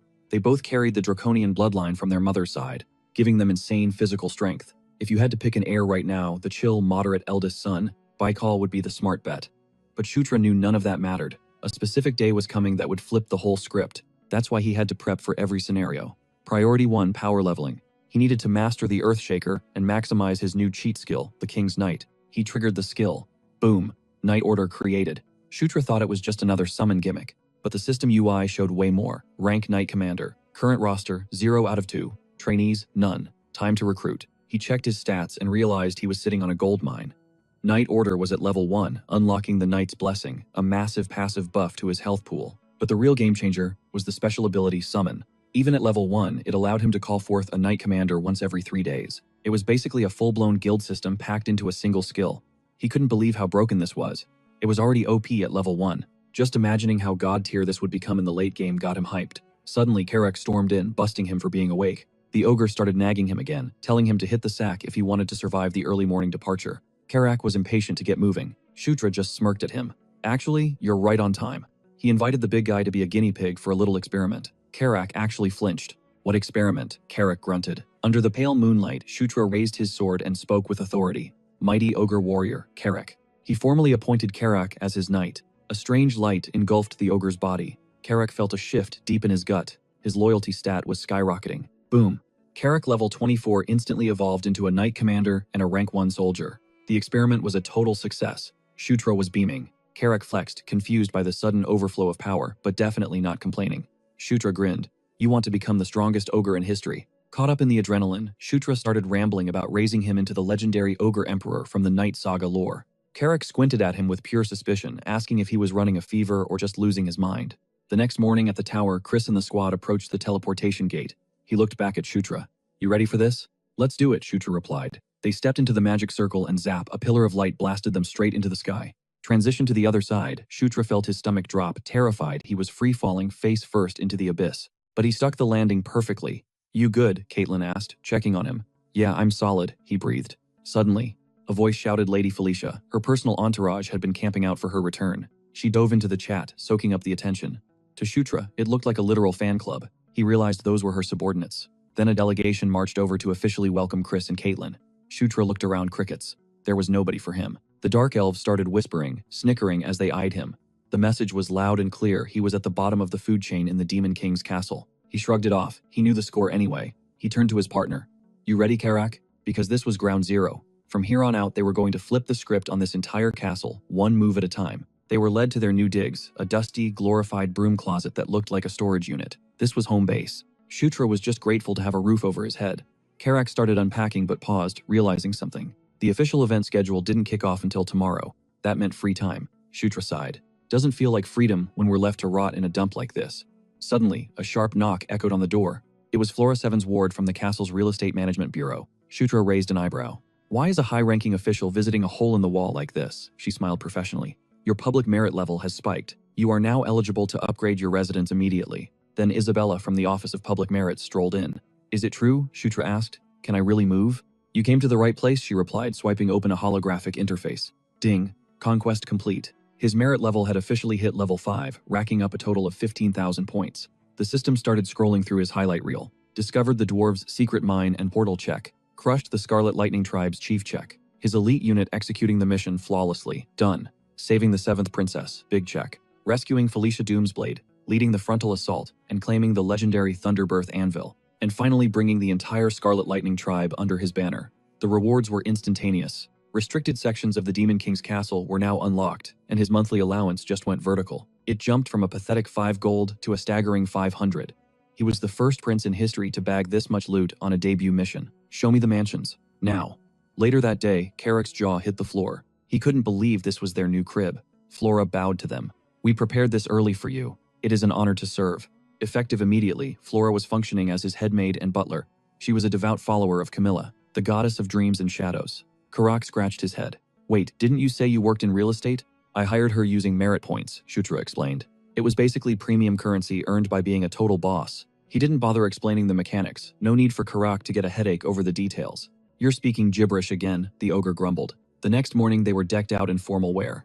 Carrick shifted uncomfortably. "I keep feeling like I got a leak. Is it just nerves?" he asked. "That's gross, dude," Shutra sighed. "Just go handle it already." He ramped up the tension by announcing a sudden arrival, only to hit them with a massive compliment. "You guys look fire." Turns out Felicia had styled their entire aesthetic personally. Caitlin didn't miss a beat. "I'm the best, aren't I?" she chirped, noting that the grind finally paid off. She turned to Shutra, grinning. "And look at you. Sharp as hell." He got flustered, stammering out a thank you before shooting the compliment right back. "You both look stunning." That got them cheeks flushed red instantly. Then Chris rolled up. He clocked that this was Shutra's big debut at an audience ceremony. He clapped a hand on his shoulder. "Today, you're the main character. Go out there," Chris urged. "Make everyone in the Demon King's castle acknowledge you." Shutra straightened his back. "Count on it." He knew the whispers were already starting. The doubters who chalked his wins up to dumb luck. As he scanned the room, the heavy gaze of the vassals bore down on him. But Shutra wasn't backing down. "Watch me," he thought. "Soon you won't be able to look away." The doors groaned open and the royal siblings strode in. He was ready to force them to reevaluate the worthless prince they'd written off. In unison, the siblings dropped to one knee before the ultimate power. The Demon King sat on the throne, a looming shadow. Chris broke the silence, voice booming as he introduced himself to the absolute ruler of the demon realm. Demon King Mitra peered down at them, golden eyes piercing through the gloom framed by brown hair and a thick beard. Surprisingly, his features were almost human. Beside him, an aide stepped forward, ready to list the siblings' accolades one by one. This was the patriarch, the father of every demon, prince, and princess standing in that hall. Shutra had momentarily forgotten the golden rule. In this castle, Mitra was the one entity you never ever underestimated. Kneeling there, the pressure was crushing. Physical, heavy. Just existing in Mitra's presence felt like his body was being ground into dust. Then the goddess's voice cut through the fear. "Conquer." A warm golden light ignited in his chest. "Remember," she whispered, "you are a king too." She urged him to fight back, to take that suffocating gaze and crush it under his own will. The golden glow surged outward from his core, the power of conquest. Fueled by it, Shutra lifted his head, locking eyes with the monster on the throne. Mitra met his stare and spoke his name. The room went dead silent. Jaws hit the floor. Shutra didn't flinch, holding the gaze even though his heart skipped a beat. Then the unthinkable happened. "I look forward to your future achievements," Mitra rumbled. Pandemonium in the throne room. Confusion rippled through the crowd. The Demon King never addressed the princes directly. Not by name. Not in a formal audience. So why him? Why the ninth prince, the invisible nobody? The words were basic, but coming from the Demon King, it was unprecedented. A historic anomaly. That made the praise priceless. Shutra bowed low. I will do everything in my power to exceed your expectations. And just like that, Shutra Ignis crushed his debut audience, searing his image into the minds of everyone present. Crack of dawn. Shutra blinked awake, groggy and confused. Carrick, what's going on? The sun was barely up. Carrick held out an envelope. Letter from the Office of Public Merits. Just got here. Shutra took it, mind racing. Why now? He tore it open and his eyes widened in surprise. Carrick leaned in, dying of curiosity. Well, read it.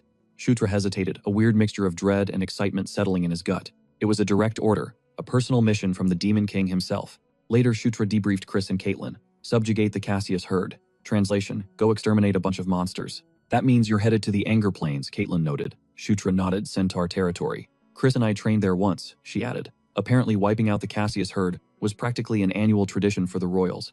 Chris looked ready to gear up, but they had their own grind to handle. Caitlin smiled warmly. Don't worry, Shutra's got this. Solo mission. But Chris frowned, voice lowering. People are watching you now. They're going to try to get close. Or they'll be watching for a mistake. Watch your back. Shutra knew he was right. Even Zephyr had mentioned the anomaly. Getting name-dropped by the king changed the game. If things get hairy, come to me, Chris said seriously. Shutra nodded, grateful. Thanks, brother. Oh, and see Felicia before you bounce. She's got something for you. By the time Shutra packed up, the sky was still gray. Felicia was waiting. She knew trekking through Centaur lands was a nightmare, so she hooked him up with top-tier mounts. Shutra thanked her, but she wasn't done. She held out a shimmering gem, a dark elf's tear. Shutra froze. She was handing over a sacred racial treasure. Under normal circumstances, you'd have to kill Felicia just to get your hands on one of these. We dark elves are proud, she murmured. We never forget a kindness. Or a grudge. Then she pulled him into a tight hug. Come back in one piece, okay? Shutra blinked, face heating up. He hadn't expected the affection. He opened his mouth to reply, and she shoved him away. Hard. She looked away, flustered, realizing she might have let her guard down too much. Shutra and Carrick loaded the mounts onto the teleportation circle. As the magic hummed to life, he waved. Stay healthy, Felicia. See you soon. Then a flash of light, and he was gone. Felicia watched the empty space, a soft smile on her lips. Okay. Angle planes. Boom. Shutra Carrick and their mounts materialize out of thin air. Carrick scans the horizon, making sure the teleportation actually stuck. Suddenly, a presence hits them from the 6 o'clock position. Greetings, Ninth Prince. It's Karma, the ranger assigned to be their GPS in this wild territory. Shutra takes a sec to process the visual human from the waist up, pure beast horsepower from the waist down. He keeps it smooth. Pleasure to meet you. She bows, dropping a humble brag about it being an honor despite her monstrous form. Shutra just nods. He knows a centaur when he sees one. No time for small talk. They launch immediately, tearing across the plains at breakneck speed. Shutra and Carrick are barely holding on to their mounts. Mid-gallop, Karma drops the ETA. It's going to be a grueling 2-day sprint to hit the main centaur settlement. Her plan? Full throttle, minimal stops, just pure endurance. Shutra doesn't even blink. Lead the way. She glances back, doing a quick head count. Where's the army? Shutra shrugs. Emergency deployment. Just us two for now. Karma doesn't panic. We've got the centaur tribes. We won't be outnumbered. Shutra's tactical brain starts spinning. This is going to be a massive group brawl. And in a chaotic melee like that, weapon choice is everything. Mounted combat means range is king. He needs a spear stat. Snap. A noise cuts through the wind. Shutra signals. What was that? Karma holds a hand up. Hold position. I'm on it. She blurs forward, skidding to a halt at the edge of a cliff. Her eyes go wide. What she sees down there makes her blood run cold. The Cassius herd. They shouldn't be here. These wolf monsters are ferocious, and right now they're hunting a lone centaur. Teeth bared, growling like chainsaws. The prey is paralyzed with fear, but Shutra. He doesn't hesitate. He slams his mount into the leaping wolf, knocking the beast out of the air like a wrecking ball. His ride stumbles but finds its footing. The rescued centaur stares at Shutra like he's a ghost. But the wolf pack, they aren't running. They're swarming. Looks like the welcome party arrived early. Perfect. Shutra's been itching to throw hands anyway. Womb. His gauntlet lights up with neon energy. Come get some mutts, the centaur gasps. Wait, are you the prince? The alpha steps up, a massive scarred creature. It roars, shaking the ground, and charges straight for Shutra. No minions. Boss fight. Now. Karma and Carrick scream from the backline. Prince, pull back. Carrick is losing his mind over the reckless charge. Too dangerous, but Shutra ignores the warning. I'm good, just watch. He bails off his mount mid-stride, launching himself directly at the alpha. Mid-air, he winds up. He's betting everything on the Beast God Fist, the ultimate technique he's been grinding to perfect. The energy output is insane. The alpha roars, Shutra roars louder. Fist of explosion impact. The shockwave nearly knocks Carrick and Karma off their feet. Silence. The dust clears. The Alpha's body is there, but its head, gone, cleanly decapitated. One hit, the rest of the pack freezes in pure terror. They scramble tails between their legs, running for their lives. Even Shutra stares at his hand, stunned. Did I just do that? The gauntlet didn't just hit. It amplified his aura like a natural disaster. The destruction was way above his pay grade. That felt like Caitlyn-level power. Carrick runs up, hyping him up. Boss, you blew its head off in one strike. That was legendary. Shutra smirks, feeling the adrenaline. The rescued centaur bows low. I am Swift Wind. You saved my life. Turns out he's a scout. I'll take it from here, Prince. Swift Wind takes point, guiding them toward the settlement. They ride off into the Engle Plains sunset. But the camera pans back to the dead Alpha. The corpse starts glowing with an ominous light. Not good. Destination reached, the Centaur settlement. Home to the Big Four tribes, Fierce Wind, Heavy Rain, Rough Night, and Raging Flame. Raging Flame runs the show, and their leader holds the title of High Chieftain. He's the one calling the shots for everyone. Shutra walks in to meet the legend himself, Savage Eyes. The atmosphere is heavy. If you played Night Saga Demon Realm chapter, you know this guy. He's a hardcore boss encounter, never an ally, always a nightmare. Carrick whispers, voice trembling, look at that glare. The rumors are true. He looks like he eats people for breakfast, but Shutra stands tall. He's the 9th prince, and he knows the script. Savage Eyes tries to intimidate him, but Shutra locks eyes, fierce and unblinking. Report, the chieftain barks. No pleasantries. They step into the war tent, and Savage Eyes drops the bomb. Situation is critical. The Cassius herd shouldn't be this far south. It's an anomaly. They migrated months ahead of schedule. The scouts are confused. Is this a migration or an invasion? Some think the beasts are just lost. But Savage Eyes doesn't deal in maybe. In the original game, Savage Eyes is an unrecruitable NPC, a scripted obstacle. He tells Shutra the plan. 3 days. We gather all 4 tribes. Once we unite, we crush them. Simple. It's a brute force strategy for a warrior race. But Shutra is hoping to rewrite the code. I'll wait, he says calmly. Is that all? Savage Eyes narrows his gaze. 9th Prince. My scouts say you smashed a Cassius Alpha's skull with a single punch. Verify. Shutra flashes a confident, dangerous grin. Every word is true. He's thinking big. He flipped Chris and Caitlyn. He can flip this guy too. If you don't believe me, Shutra says, casually checking his gauntlets, stick around. I'll give you a live demo later. Savage Eyes sized him up, a grin spreading across his face. He was definitely down for whatever chaos was coming next. Stepping out of the tent, the vibe shifted instantly. Every centaur head turned. The camp was buzzing with gossip about Shutra crushing a Kashu warrior's skull with a single brutal hit. Carrick clocked the atmosphere immediately. It was giving Major General Vandal energy. Shutra was trending again. Soaking in the clout, Shutra boasted that it was just his natural charisma doing the heavy lifting. Carrick rolled his eyes instantly, regretting he even brought it up. With a heavy sigh, he told the prince to go crash. Later that night, Shutra was out cold, lost in the dream world. Suddenly, a neon glow pulsed over him, snapping him awake. He checked his arm, expecting the earthquake gauntlet acting up. But then a voice echoed through the tent, calling his name. He whipped his head around. The green light wasn't an item, it was her. She dropped the bomb immediately. She needed backup. Who are you? He demanded. She revealed herself as a fragment of the Watcher Ankle, the entity known as the Green Wind. Shutra's gamer brain clicked instantly. Green Wind wasn't just some NPC. She was a top-tier nature spirit, worshipped by the centaurs and satyrs in the deep lore of Night Saga.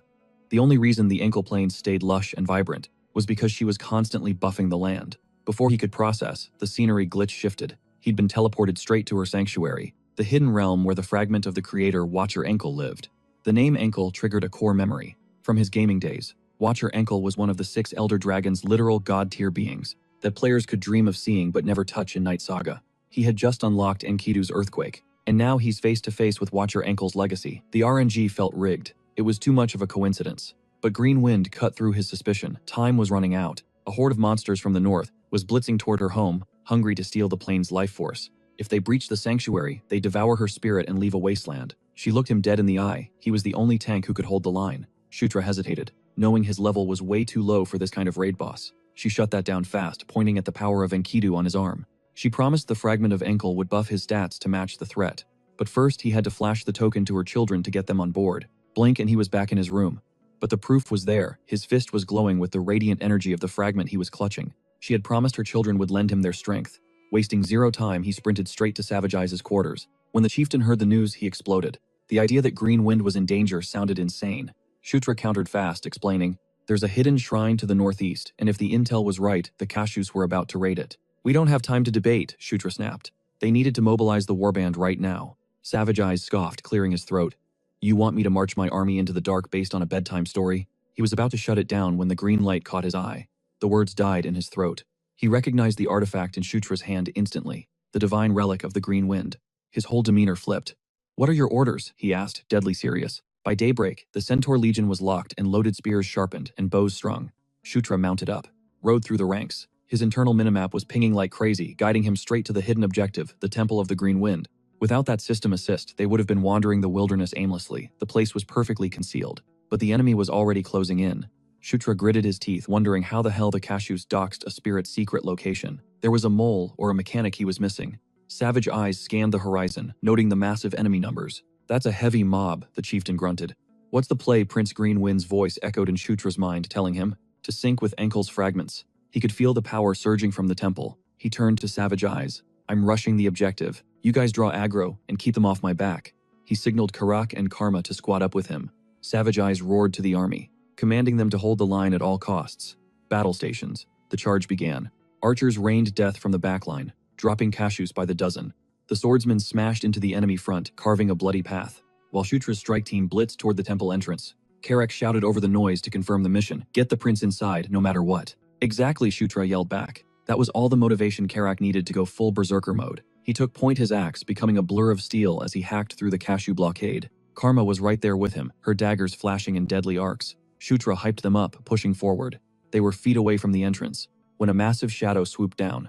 A giant bat creature slammed into them, sending Shutra and his mount flying. They crashed hard into the dirt. The beast-like centaur mutant let out a bone-chilling roar and charged for the kill. Shutra cursed his lack of awareness. But before the claws could connect, Carrick drifted in and parried the blow. A wave of relief washed over Shutra. "You alive?" Carrick grunted, muscles straining against the monster's weight. He flashed a grin, telling the prince to get up. "Nap time is over, boss." The creature screeched again, launching a frenzy of attacks, but Carrick stood like a wall, deflecting every strike. "It's happening again. The struggle is real. The guy is barely holding on, and Shutra can't help but throw some shade about him acting tough earlier. But it looks like he's tapped out." Bam! Shutra activates the Under the King's Banner skill, flooding Carrick with a massive strength buff. Time to flip the script. Carrick goes on the offensive, blitzing the creature before it can react. The beast stumbles back, completely rattled. Carrick doesn't let up. He chases it down, channels every ounce of power, and slashes deep across its chest. The monster spews black blood everywhere. Going for the kill shot, Carrick smashes its head with everything he's got, sending a shockwave of dust into the air. He screams at the prince to go. "Leave this mess to me." Shutra knows Carrick's got this, so he bolts, sprinting toward the temple like his life depends on it. He bursts through the doors and hears a voice echoing, "Hurry, it's Green Wind." Her gauntlet pulses with light. She tells him Enkidu's artifact is the compass. He feels the energy signature, pulling him deeper into the temple's core. He follows the flow until he hits a dead stop in front of a colossal ancient tree. Suddenly, the vines come alive. It jump scares him for a second, but they gently lower a glowing object. Shutra's eyes go wide. No way. It's a dragon heart, the ultimate mana source for every dragon species. A literal dragon heart. It clicks. This is the fragment of Enkidu everyone was talking about. Green Wind manifests and drops some lore. The Enkidu plains have stayed chill for ages, strictly because of the Watcher Enkidu's magic. And this temple, it's the anchor. It was born from Enkidu's fragment, and if this place falls, the piece shatters instantly. She begs him, "Wake up the old magic. Stop the destruction." Meanwhile, outside is a total war zone. Savage Eyes is barking orders, refusing to give an inch. They cannot let the enemy breach the gates. Carrick is brawling like a demon, and Karma is right there with him. Inside, Green Wind pleads with the Ninth Prince to save her children. Shutra grabs the dragon's heart, and zoom, he's warped into a spirit realm. He's disoriented at first because he's staring down a literal dragon. It's the Watcher Enkidu. Her eyes flare, and she gifts him her power. The temple erupts with light, shooting a massive beam straight into the heavens. Even the centaurs stop mid-fight to gawk. Their jaws hit the floor. Carrick looks up and thinks, "That's my prince." Massive vines burst from the ground, growing taller and thicker by the second. They're twisting into shape. Boom! Giant bipedal wood golems. They lock onto the Cassius and attack with zero hesitation. The Cassius never saw it coming. No time to dodge, no time to run. The wood golems start mowing them down, thinning the herd, until Green Wind senses Enkidu's magic is fully online. She breathes a sigh of relief, thanking the prince. But wait, Shutra is still clutching the dragon's heart. Green Wind steps back, confused. The vibe just shifted. She panics. "Why is Enkidu's mana flooding into you?" She asks if he's crazy enough to try absorbing it all. Shutra looks different. She screams at him to stop. If he keeps going, his body is going to self-destruct. Ding! System notification level up. A cut on his cheek heals instantly. Green Wind watches in horror. The system spams level up alerts, and a dark voice echoes in Shutra's mind. "Conquer. Subdue them. Make them kneel. Even the ghost of an elder dragon will bow before him." The dragon heart fuses right into his chest, unleashing a blinding flashbang of light. Finally, the glare fades. Shutra is panting, hands on his knees. The glow dims, and when he looks up, he's got a new title, Knight of Conquest. He unlocked the passive skill, Dragon Body Level 1, and acquired Dragon Blood. plus immunity to all poisons level 1. And the kicker, he unlocked a new subclass, Dragonborn. He's a being who awakened the dragon gene wielding dragon magic despite being a draconian Asura hybrid. Zephyr's recessive genes let him hotwire that dormant power. Greenwind looks at him stunned. He's got the body and the spirit of a dragon now. She can feel Enkidu's power radiating off him. But she's not mad. This power has been locked away for a millennium, untouched. She bows her head. Successor of Watcher Enkidu. I have one wish. Protect the plains. And protect my children. Shutra flashes a confident grin. You got it. Outside the temple, the wood golems are cleaning house. Most of the Cassius are down, but the vibe changes again. Crack. A massive Cassius cleaves a wooden golem in half and roars like a chainsaw, shaking the centaurs. Shutra spots it from the roof. That's the boss unit. He dives down, landing next to Carrick. It's go time. The commander of the Cassius is wrecking the golems, growling at the squad. It knows a real fight just showed up. Shutra throws a punch out of nowhere. The beast counters instantly, but Shutra backpedals, barely dodging the swipe. For a hulking monstrosity, this thing moves scary fast. The creature charges, closing the gap. Shutra plants his feet, winding up for the haymaker. He unleashes the fist of explosion. Thwack! The recoil sends a tremor straight up his arm. Is this guy made of iron? Shutra grits his teeth just as another claw comes swinging. He realizes he underestimated this tank. If the fist of explosion bounces off like a pebble, he needs to level up his game. Time to bust out the new skill. He triggers the Dragonborn exclusive Dragon Blood. The weapon Earthquake starts humming, unlocking a fraction of its true potential. He's betting the house on this one strike. The commander winds up for a kill shot, but Shutra shouts, Carrick, you're up. Skill activated King's Knight. Carrick materializes right behind the beast's blind spot, and wham, smashes it right in the temple. That just made it matter, but the distraction buys a split second. Shutra rushes in. The beast locks eyes with him, but it's too late. Shutra's aura has completely shifted. He unleashes Earthquake's secret art. Pure, unadulterated power. He calls it the Gigantic Piston. Boom! The punch blasts a massive hole straight through the commander's chest. Savage Eyes is floored. Carrick just smirks with pride. The giant falls, and that sweet level-up notification hits. System alert. Boss Drake Ogre Mustafa defeated. New title acquired, Drake Ogre Slayer. Nice. He checks his stats. His aura is tanked. If that level up hadn't refilled his bar, he would have face-planted right there. To actually use the weapon's embedded ult, he needs a specific control skill. A skill he definitely doesn't have yet. Meaning the Gigantic Piston was just a warm-up. He realizes Earthquake is hiding a technique way more broken than that. Carrick heads up, stragglers are fleeing. Savage Eyes is already on it, slicing through the panicked mob. Shutra gives the order, hunt them down. Leaving survivors just means dealing with revenge squads later. No loose ends. The hunt is on zero mercy, zero escapees. By nightfall, the battlefield goes silent. It's over. Back at camp, the centaurs finally chill.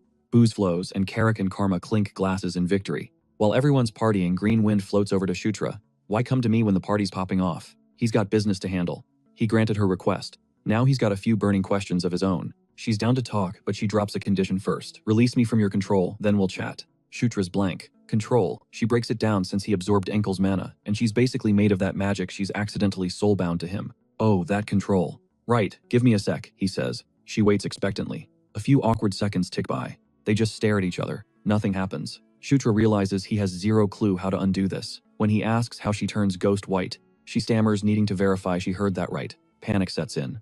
Wait, you seriously don't know how to release me? Nope. Skip that class, he admits. She's annoyed he acted so confident earlier, but he tells her to chill out. He puts his thinking cap on.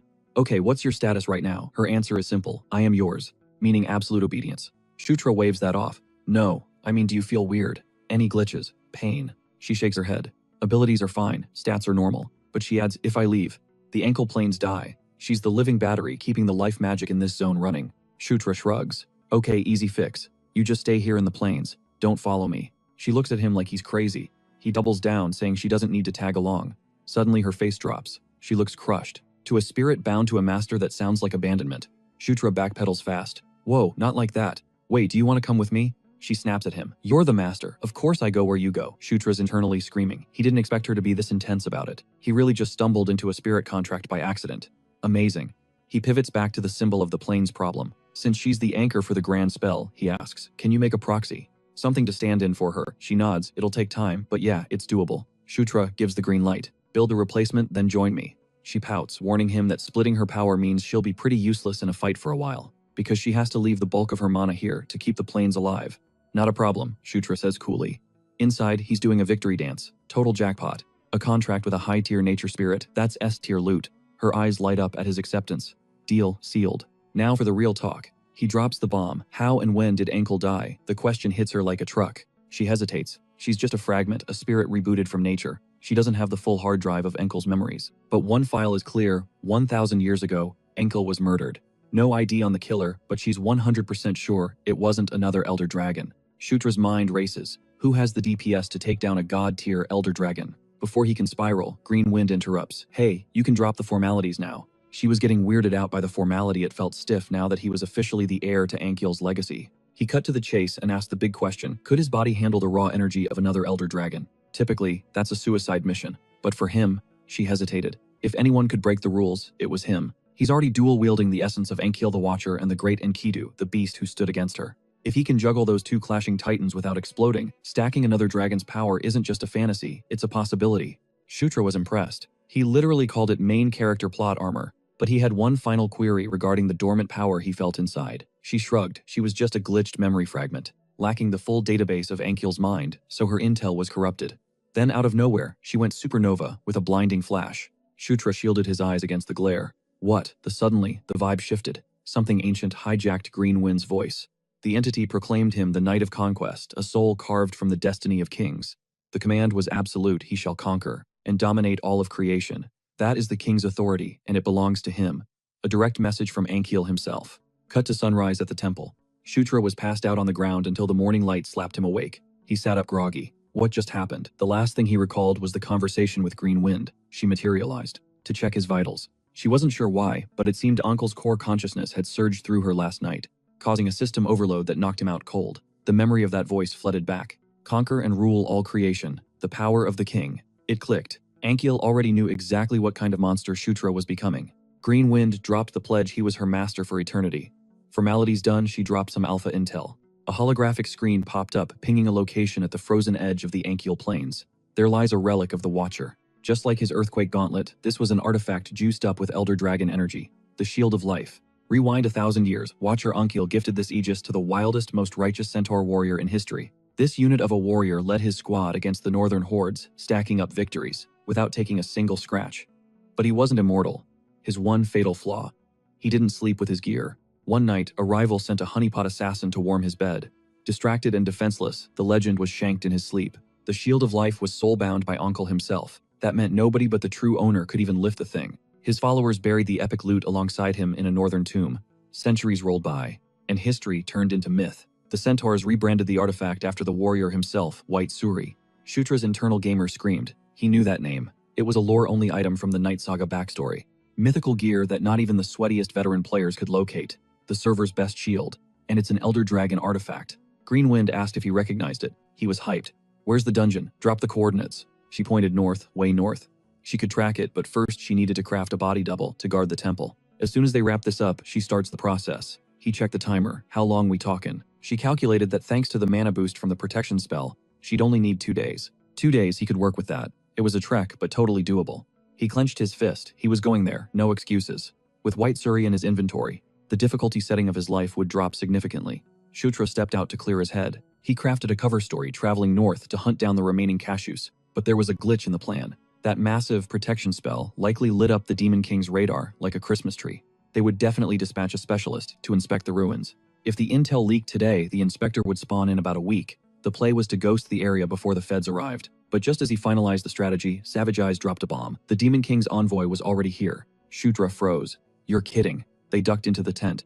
Felicia caught his panic instantly and teased him. Why the long face? You look like you've seen a phantom. Shutra stammered. Why are you here? She shut him down. Manners first, business later. Shutra was reeling, totally thrown off his game. Then a new challenger approached. The woman bowed with elegant precision. Daphne, daughter of Echo, the 5th concubine. Shutra's eyes widened. A dryad-born druid. This was it. He had to recruit one of the 3 half-siblings to his party, no matter the cost. Felicia dropped the intel that she's a top-tier druid, basically a cheat code for this mission since the Anger Plains guardian spirit was in the mix. She hit him with the pleasure working with you line.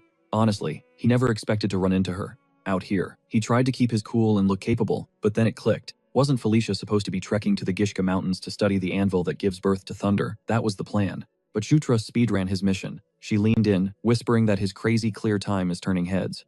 She spilled that the Kashu subjugation wasn't exactly god-tier difficulty, but wrapping it up in 2 days. That changes the whole narrative. Usually that's a 2-week grind. And with all the irregular events popping off, everyone is losing their minds. If any other royal showed up, they would have been interrogating him or spying from the shadows by now. He asked if she came just to play defense for him. She blushed, caught off guard, and admitted it wasn't just that. She was genuinely geeking out over the temple's magic and the cashew's glitchy behavior. Shutra smirked. Beneath that Ice Queen exterior, she's actually got a soft spot. He thanked her for having his back. She pivoted, asking for the next move. He told her. He's scouting the northern region to hunt down stragglers and track the legendary White Suri. Savage Eyes stepped up to join the squad, chieftain duty non-negotiable. It wouldn't make sense for him to sit on the sidelines. Shutra nodded logical enough, but then Felicia threw a curveball. She's tagging along too. Her logic, studying a living, breathing kashu beats dissecting a corpse any day. He agreed on the surface, but internally, he was stressing. The Remnant Hunt was supposed to be a solo cover story. Carrick grumbled. He had a gut feeling this was about to get messy. A few days later, contact. Total chaos. Carrick and the centaurs clashed with the beastmen. In the heat of battle, Shutra spotted something that proved his instincts dead right. While the centaurs engaged, Kashus tried to flank Shutra from the blind spot. Where on earth did they spawn from? He was getting irritated. He thought they cleared this level last time.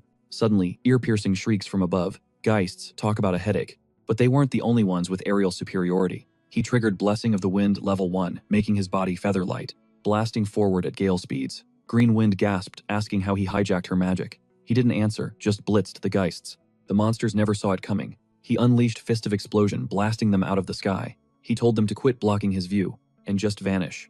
Watching him dominate, Green Wind spiraled into an existential crisis about her own usefulness. Cut to Daphne, trapped in a circle of Kashu bodies paralyzed by terror. A beast lunged for the kill.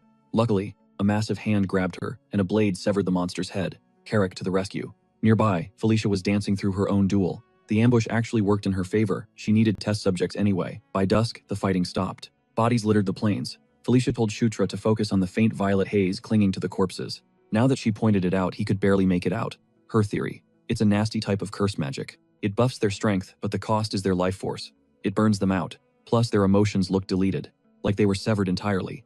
Definitely a curse, and someone is pulling the strings. Shutra frowned. They already fragged the commander, who controlled them before. So who's the new boss? Carrick signaled him to hold up, and pointed out Daphne. She had been stiff as a board the whole fight. He thinks this was her first real taste of blood. Seeing her like that, Shutra realized this wasn't the veteran Daphne he remembered. She was a rookie, trembling, as she whispered that she could feel the spirits screaming in fear.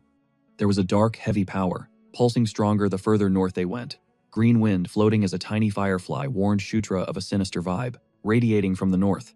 She suspects a powerful entity is acting as a beacon for that purple aura. Felicia suggested they'd find answers at the northernmost point. Savage Eyes proposed checking the view from the northern border observation tower. Shutra's original plan was just to grab the White Suri, but the plot had officially thickened. He agreed to the detour. Night had fallen by the time they arrived. Felicia pointed into the darkness, aiming at the source of the bad vibes. They peered out and saw a massive horde. Even at a glance, that's easily 200 or 300 units. The only thing capable of rallying an army that size is an undead, and these weren't grunts, she sensed. High-ranking energy, at least Lich tier. Daphne's legs gave out, and she collapsed to the ground. Carrick asked what was wrong. She stammered that she's fine. Felicia shuddered. This wasn't just a creepy vibe, it was personal. And Daphne, being half-spirit, meant she was taking that chilling aura straight to the heart.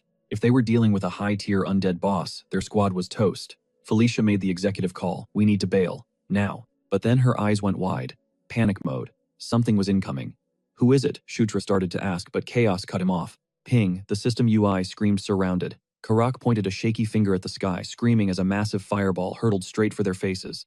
It's a trap, Shutra cursed, realizing they'd been played. Move, get out. The tower groaned, then crumbled into dust. Pure chaos. Screams tore through the air as they sprinted for their lives. Above the wreckage, dark silhouettes with nasty auras took to the skies. Felicia didn't hesitate. She snapped her fingers, wind control active. A gust swept everyone up, launching them clear of the inferno just as the tower blew. They hit the dirt hard but safe. She immediately scanned Shutra for injuries while Sylvan gasped, "Thank you, Sixth Princess. That was close." Her magic was the only reason they were still breathing. But she waved off the praise. "Save the gratitude," she snapped. One look at the horizon told her why. It was a sea of enemies. Endless. "We have to run," Felicia urged. But Shutra's gut sank. He could see the circle closing in. They were totally boxed in. "Buy me a few seconds," she pleaded. "I'll find an opening." Seeing her determination, Shutra felt a spark of respect. She wasn't giving up. "You got it," he grinned. "I'll hold the line." He triggered. Under the king's banner, and the centaurs roared as raw power flooded their veins. Sylvan looked at his glowing hands. "What is this magic?" Green Wind hovered close, whispering urgently to her master. "Are you seriously going to fight?" she asked. "Damn right," he replied. Their only play now was to bet everything on Felicia. Shutra clenched his fist, knuckles white. Battle stations. The mood shifted instantly, no fear, just steel. He refused to give an inch. Beside him, Carrick, Sylvan, and Karma dove headfirst into the slaughter. Shutra was a machine blasting through ranks with fist of explosion. Boom bones went flying, but the skulls just floated there, mocking him. He was panting already. And the worst part, the bones clicked back together. Click, clack. Good as new. This is endless, Shutra realized. They had to decapitate the snake, find the summoner, end the spell. It was their only shot. Flash blinding lights tore through the sky, hammering the centaur lines with devastating precision. Carrick grabbed a zombie, using it as a meat shield. What the hell was that? Then the pile of corpses shifted. Something groaned deep and low. A massive skeleton hauled itself up from the dead. Full plate armor, a rusted crown. Bingo. Shutra locked eyes with the boss. Sylvan went for the backstab, blocked. The boss swatted him like a fly. Carrick swung next, his weapon clanging uselessly against the heavy armor. The impact just sent shockwaves up Carrick's arms. The skeleton barely moved, then shoved him back. Crunch. Carrick hit the dirt hard. My turn, Shutra leaped into the fray. He was actually glad the big guy stepped up. Time to wrap this up. He unleashed a point-blank fist of explosion. Nothing. Not even a scratch. The boss casually tossed him aside like a rag doll. Shutra stared, stunned. This guy was a tank. They were completely out of their league. Step back, Felicia's voice cut in. You've done enough. Even the Skeleton King tilted its head, curious about the new challenger. Shutra was confused, but Felicia stepped in front of him. I'll handle this, she smirked, glaring at the monster. Come, get some bonehead. Magic crackled in her palm. Boom, a direct hit. The Skeleton King actually groaned in pain. Now it looked pissed. It swung a massive fist, but Felicia was already gone. She danced away, riding the air currents with wind control. It tried to crush her, but zip, she triggered, Blink vanished into thin air, and reappeared right behind the oversized skull. Pew, pew, 2 magical beams drilled into its back. The boss staggered. Shutra watched, jaw dropped. She was on another level. He never thought she'd be soloing a boss that just wiped the floor with the rest of them. Suddenly, a soft light bloomed behind Shutra. Daphne, are you okay? She whispered, weaving her own wind control to buff the centaur army. Sylvan gasped as energy returned. Carrick shook off the dizziness, standing tall. Shutra grinned. The Dryad's domain buff. Finally, Daphne was pulling her weight and the tide was about to turn. A system alert pops up. Boost level 1 is live. Suddenly, raw energy starts spiraling around him like a hurricane. Boom, pure power explodes outwards. He's totally confused. Why is he unlocking skills mid-fight? The screen flashes Spirit Bloom acquired. Level 1. It allows a spirit to inhabit the user's body, jacking up every single stat. Adrenaline courses through his veins. Now, according to Night Saga rules, a vessel can usually handle only one spirit at a time. But screw the rules. He's currently hosting the Spirit of Life and the Spirit of Wind at the exact same time. Just as he figured perks of having that broken protagonist build, Felicia unleashes hell on the undead leader, but her stamina is tanking fast. She takes a hit, panics, and snaps Blink to teleport away. She's sick of this guy. Just die already. But the undead leader reads her like a book, predicting exactly where she'll materialize in the backline. He catches her completely flat-footed. Suddenly, Carrick feels a surge rushing in to aggro the boss. It works, the monster pivots attention. Out of nowhere, Shutra slides in next to Felicia. Nice work, I'll take it from here. She's stunned to see him. He tells her to chill while he handles the finale, unleashing a devastating fist of explosion.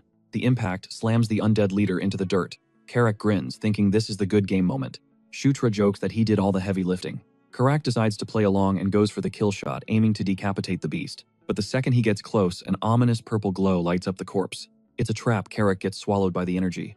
Shutra screams his name as that cursed light starts raining down on him too. A single drop hits his cheek. Instantly, a purple corruption spreads across his skin. The pain is blinding, dropping him to his knees. Felicia watches in horror. The undead leader rises and starts stalking toward a helpless Shutra. Meanwhile, deep in the woods, green wind is drifting around until something catches her eye. It's a grave. The tomb of the warrior she's been hunting for. Back at the fight, the undead leader raises its weapon to end Shutra. It's locked onto him. Felicia takes it personally. How dare this thing ignore her? She fires a triple blast to grab its attention. The boss turns, vanishes into thin air, and instantly teleports behind her. It copied her blink. A massive blade comes swinging down. She barely manages to throw up a defensive barrier. She's gritting her teeth at this persistent monster, but the force is too much. It smashes through, pinning her to the ground. The beast lets out a victory roar. Undead hordes swarm Felicia, while Shutra lies there, blacked out. Greenwind's voice cuts through the darkness. Wake up, no time for naps. You need to awaken Inkle's power now. He's groggy. What power? How do I even do that? Greenwind starts glowing intensely. Look inside, you already know the answer.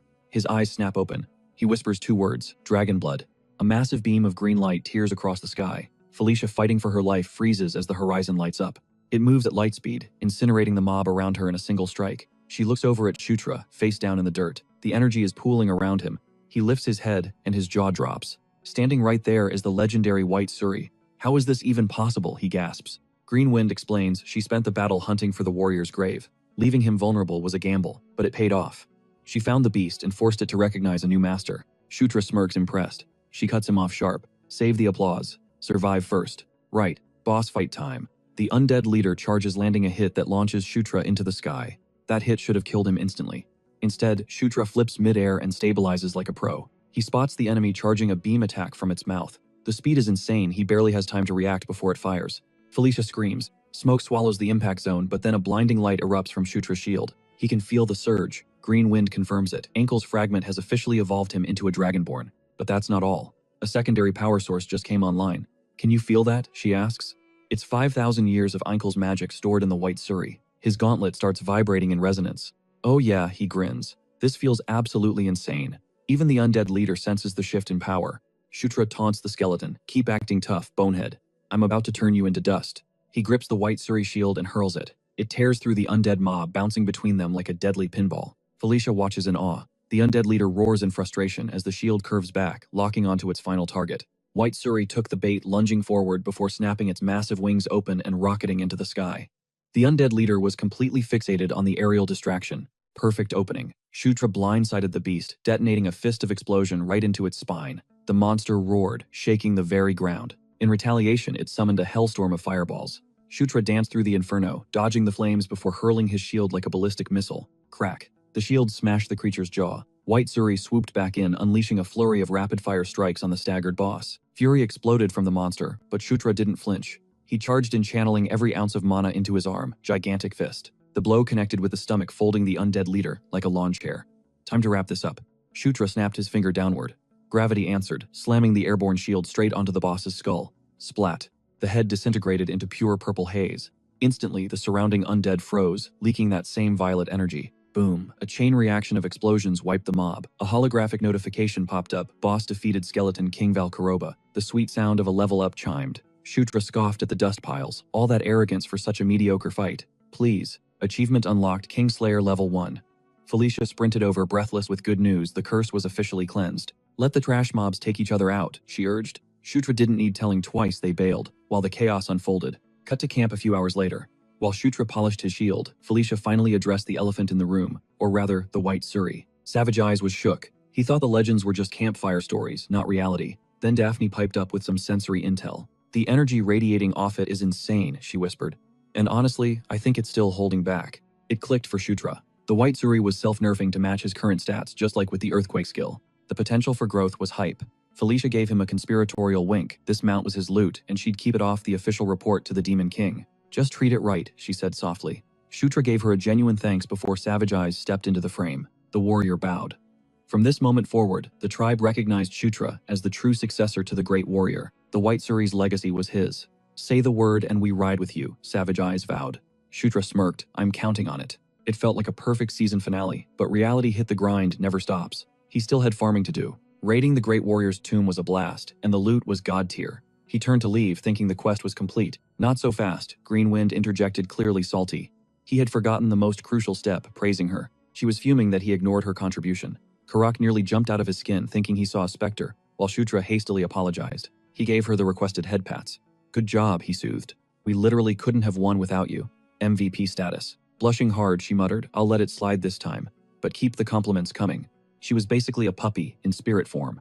He ruffled her hair vigorously, giving her the who's a good girl treatment. And that was a wrap on the Northern Region arc. But of course there was a catch. A nagging feeling clawed at Shutra. Was Valkaroba really the source of the purple death energy? It felt too easy. If he was the mastermind, why attack the North? And how did a Skeleton King stumble upon the temple's secrets? The math wasn't mathing. Answers were scarce, but Shutra vowed to uncover the true origin of that corrupted energy.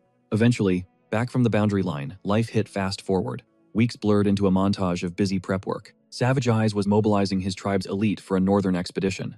It was weirdly late in the game, but finally, the operation to purge the Cassius herd was a go. Shutra geared up and tagged along with Savage Eyes' crew. It took a solid 2-week grind to clear the Cassius infestation from the teleportation site. Felicia side-eyed him. Are you getting buffed again? Shutra shrugged, grinning. What can I say? I'm hitting a growth spurt. Changing the subject, he asked about the temple investigation. Felicia's eyes lit up. She hadn't just checked it. She found a massive bombshell. The magic signature, she geeked out. It belongs to Einkel. She was practically vibrating with excitement. And we're not talking about some random scrub. This was Einkel, one of the 6 elder dragons, the Watcher. Shutra plastered on a fake smile. Wow, that's crazy. Felicia narrowed her eyes. Wait, why do you look like you already knew that? News to me, he lied through his teeth. Green wind floated by whispering, you are a terrible actor. He pretended not to hear her. We should probably report to the Demon King's castle, now, he deflected. Upon arrival, Felicia got the red carpet treatment.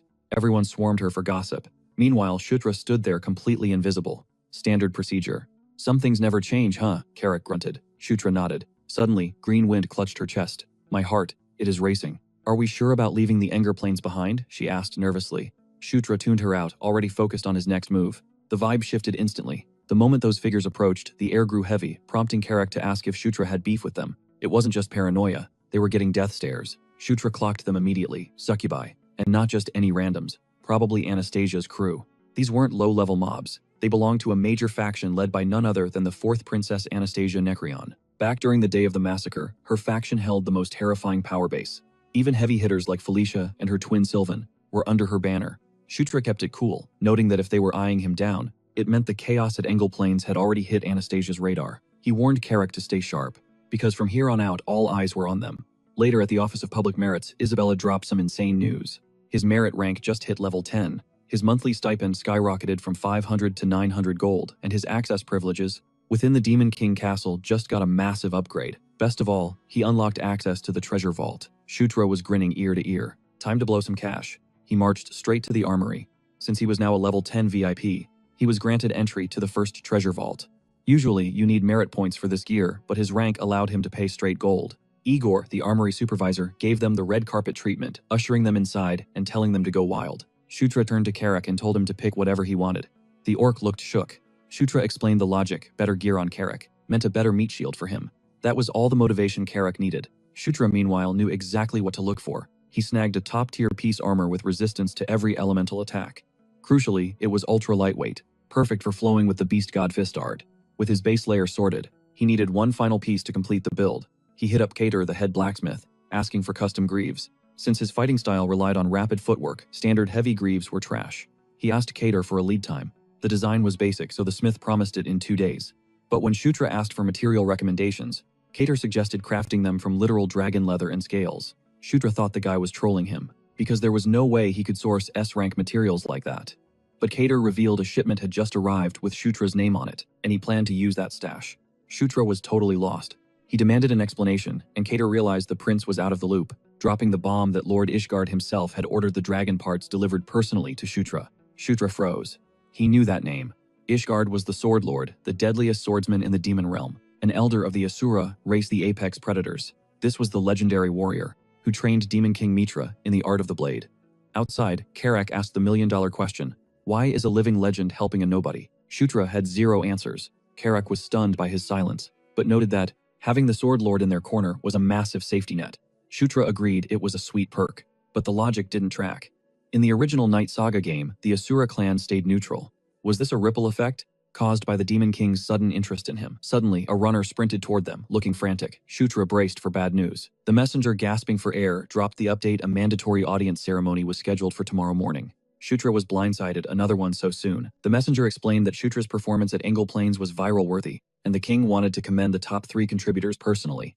Hearing there were 3 honorees, Shutra asked who was joining him and Felicia. The answer sent a chill down his spine. Second Prince Zephyr. Zephyr Ragnarok was back. In the game's lore, this guy was the absolute strongest entity in the demon race, the destined successor to the throne. Carrick watched Shutra's face twist into pure terror. Zephyr wasn't just a rival, he was the monster who would slaughter everyone, Shutra included. The mere thought of seeing him made Shutra look like he was going to be sick. The next morning in the waiting room, Carrick checked on his boss. Shutra had been a wreck since the news dropped. He let out a shaky sigh, hands trembling. He knew this meeting was inevitable, but the reality was hitting harder than he expected. Carrick tried to distract him by mentioning the arrival of the other prince. An attendant cut in, announcing that the second prince had VIP clearance to bypass the waiting room entirely. Felicia swept in, confirming that Zephyr played by his own rules, but she locked eyes with Shutra, reminding him that his feats were nothing to sneeze at either. She looked lethal in a sparkling black halter dress. Shutra nodded, grounding himself. She told him to lock it in, they just needed to go out there and own the stage. The ceremony kicked off. Demon King Mitra loomed on his throne as Felicia and Shutra made their entrance, their names echoing through the hall. Shutra's pulse was already redlining. If he cracked now, he wouldn't stand a chance against the hellstorm waiting on the other side. He marched toward the obsidian throne. High above, on the second level, a silent figure loomed on the balcony, her gaze locked on him like a sniper. She stared right through our MC with dead eyes. Shutra dropped to one knee before the Demon King, crushing his fear down into the pit of his stomach. This was the boss fight he couldn't skip. Suddenly, the herald's voice boomed across the hall, announcing the next arrival. Enter the second prince, Zephyr Ragnaros. He strode in, radiating pure intensity. Shutra locked eyes with him. Zephyr looked like stone-cold murder. There he was, the literal main character of the Night Saga Demon Realm arc. Then Isabella took the floor, ready to drop the achievement receipts. She kicked things off with Zephyr exactly as Shutra predicted. Zephyr's stats were absolutely broken. The guy's highlight reel alone was enough reason to hold this entire ceremony. Next up, Shutra and Felicia. The room went dead silent when the Northern Border incident came up. All eyes were glued to them. But the real drama hadn't even started yet. Demon King Mitra's voice thundered, calling out Shutra. It was quest time. Heads turned. The other royals were shook. This kind of direct order was unheard of, and Shutra was left reeling. The king himself just dropped a personalized quest in the middle of the ceremony. The objective: infiltrate the Thunderdoom Fortress. Deep in the Dwarven Kingdom, miners had cracked open a forgotten tunnel leading straight to that cursed stronghold. His orders were clear: secure the breach and map out the belly of the beast. Departure in 7 days. A chill ran down his spine. He knew this map. Back when he grinded Night Saga, it was a legendary Dwarven fortress. But here's the kicker: the 27th Exploration Unit already tried to clear it. General Kashubal led the charge. Spoiler alert, he died and the mission failed miserably. The autopsy report: the whole squad was wiped out by toxic gas. Shutra needed a hazmat-level plan to survive. He let out a heavy sigh, trying to figure out why he was being set up. Kashubal was a draconian, basically a tank, and he got folded. Why send Shutra into a meat grinder that killed a general? Why not send Zephyr? The guy literally has dragon blood. Felicia sensed the vibes were off immediately. Did you tick off Dad or something? She whispered. Shutra looked blank, so she spelled it out. Usually Zephyr handles the heavy lifting. Carrick chimed in, realizing that if a general got wrecked, this was a suicide run. Felicia was convinced this was way above Shutra's pay grade. You realize this is insanity, right? Before he could even respond, she made the call. I'm coming with you. We are doing this as a duo. She spun it like she was doing him a favor despite her packed schedule. Carrick, being the buzzkill, tried to interrupt, but the prince didn't ask. Felicia snapped. Zip it. Orc Shutra nodded, agreeing to the team up. Thanks, I owe you one. Suddenly, a new player entered the chat, volunteering to join the party. Is there room for one more? Ninth Prince. Felicia's eyes widened. It was Kadarov. Shutra shut him down instantly. Sorry, roster is full. Kadarov took the hint and dipped. Once he was gone, Felicia turned on Shutra. Are you crazy? Why did you bench him? He is a male siren, with confidence to spare. We could use that firepower. Shutra knew she had a point. Kadarov was an S-tier magic user. Meanwhile, the guy used Blink to teleport straight to his true boss. Shutra already knew the lore. Kadarov was a secret simp for Anastasia, a total fanatic. His kit was built for spying and infiltration. He reported back to Anastasia. The fact that she sent him meant one thing. They were watching Shutra closely. Anastasia realized the Ninth Prince was playing 4D chess way more cautious than she thought. Back at base, the team huddled up. So, what is the intel on Thunderdoom Fortress? Shutra leaned back. All I know is that some hardcore dwarves used to fight dragons there. Carrick scratched his head, looking confused. I thought dwarves were just treasure hoarders for Enkidu, Felicia sighed. There is not just one dwarf faction genius. The High Kingdom built that fortress to throw hands with dragons. They fought to protect their loot and their lives. They actually clapped a few dragons too. But keep in mind, a regular dragon and an elder dragon are in completely different weight classes. Carrick grilled her. So could you solo a dragon? Felicia smirked. With enough prep time and mana? So that is a no, Carrick grunted. Felicia bristled. Excuse me, dragons aren't just high-level mobs you can farm. Look at the history books. Even the Dwarf High Kingdom got wiped off the map by them. Carrick chuckled. You are like a walking encyclopedia. Felicia tossed her hair back, oozing confidence. It made total sense she was obsessing over it, considering the Thunderdoom Fortress was basically the holy grail of dwarf lore. We're talking legendary relic duties here. If they excavated this right, they were looking at a lottery win. You could practically see the dollar signs in her eyes. Carrick watched her virtually drool over the potential payout. Meanwhile, Shutra was deep in his own headspace, cross-referencing his game knowledge from the Night Saga. He knew the Thunderdoom Fortress was a notorious honeypot dungeon famous because ancient battles with dragons had wrecked the place, leaving parts of the fortress in ruins. But inside, pristine, high-tier loot and treasures were just waiting to be claimed. But Shutra wasn't there for gold. He was hunting a specific item he desperately needed, a weapon designed for one thing: slaughtering dragons. It was a specialized anti-dragon armament absolutely fatal to anything with draconic lineage, the legendary Dragon Slayer sword. To stand a chance against Zephyr, who has dragon blood running through his veins, Shutra had to secure that blade.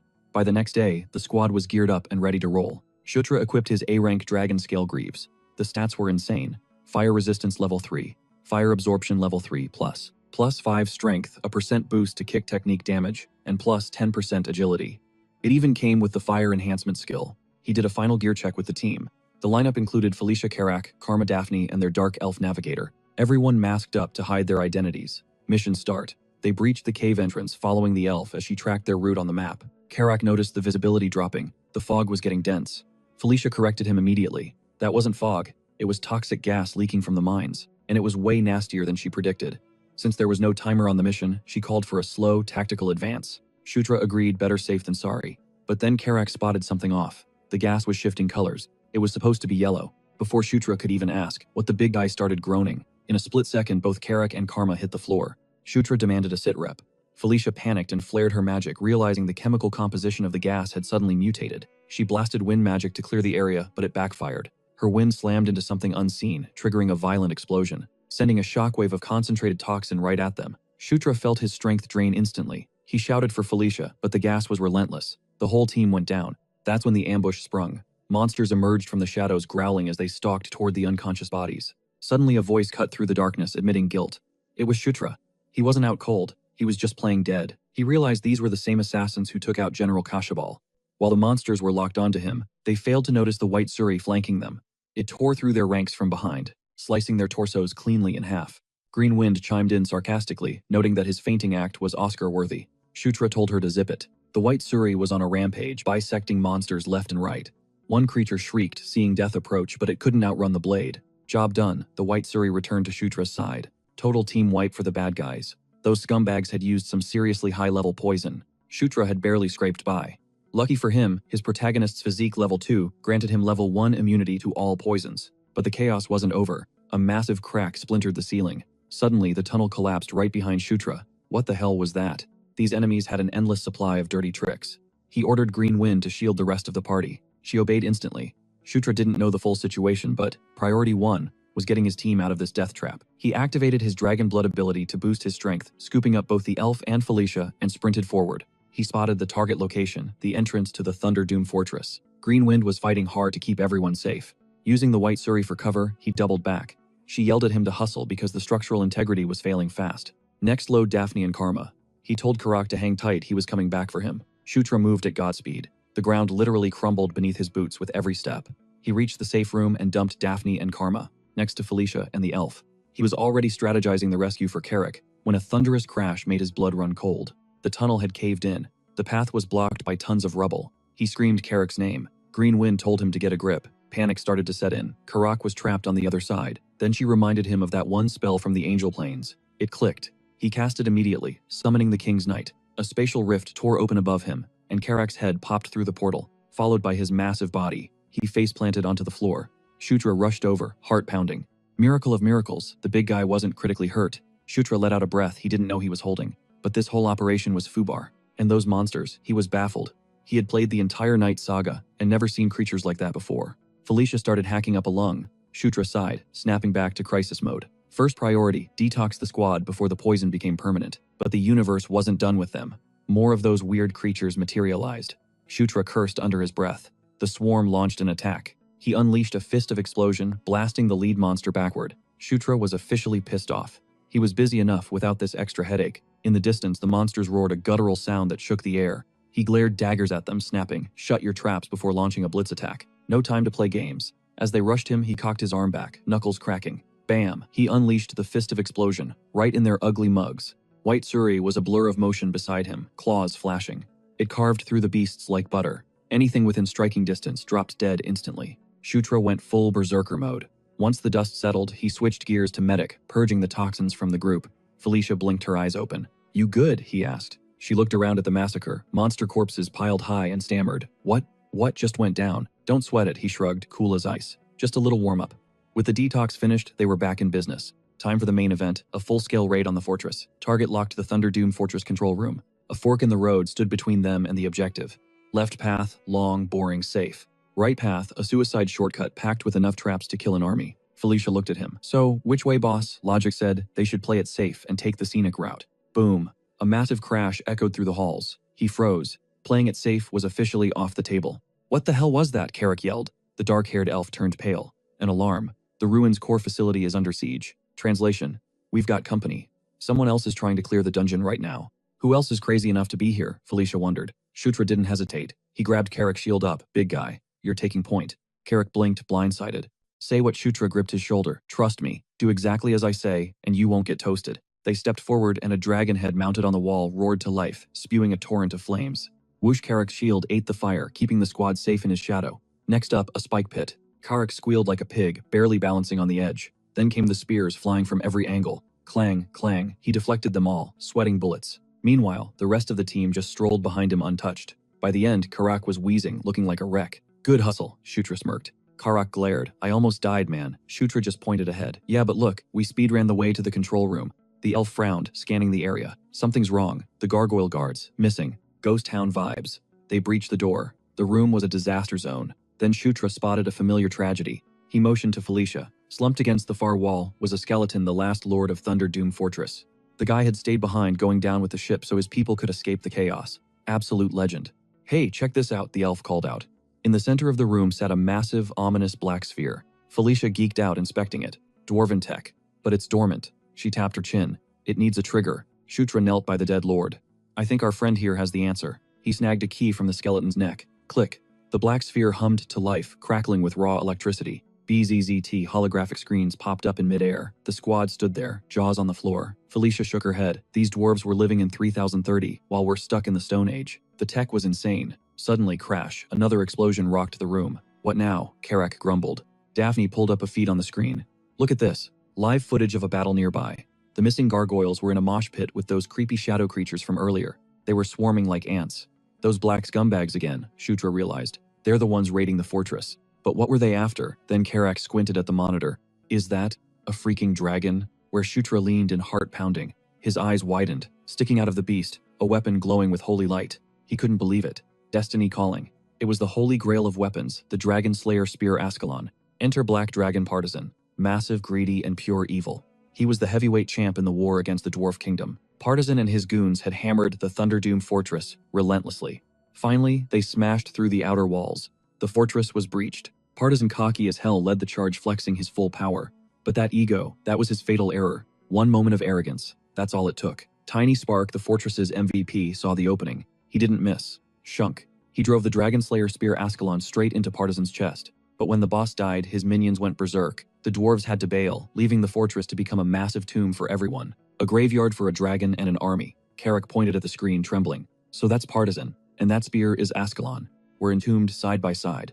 Carrick pointed at the screen, asking if that beast was Partisan, and if the blade piercing its chest was the legendary Ascalon. Shutra confirmed the chaos. Yep, those gargoyles were throwing hands with the creatures. Seeing the brawl unfold, Felicia clocked that those pitch-black creeps were definitely hunting for Ascalon. Shutra was on the exact same page. She was absolutely fuming the audacity of these guys to attack, and think they could just waltz in and snatch the objective. Shutra turned to her desperate, asking if there was any way to hijack control of that gargoyle. As much as it sucked, she shut it down. Zero chance. Suddenly, a massive tank of a guy started swinging his hammer, absolutely obliterating the black creatures. He's the boss of this dungeon right now. They watched the carnage from cover. It looked like right before the fortress fell, command was transferred to that dwarf golem, probably because he's the top-tier guardian unit. Felicia wanted to camp out and see how it played out. They came for Ascalon, sure, but the vibes were looking catastrophic. But Shutra wasn't having it. He saw a golden opportunity. She looked at him like he was insane, but he explained there were way too many variables to just sit there away from keyboard and wait. Shutra sprinted toward the kill zone, telling her to hold the line while he made a run for it. He kept his eyes glued to the map.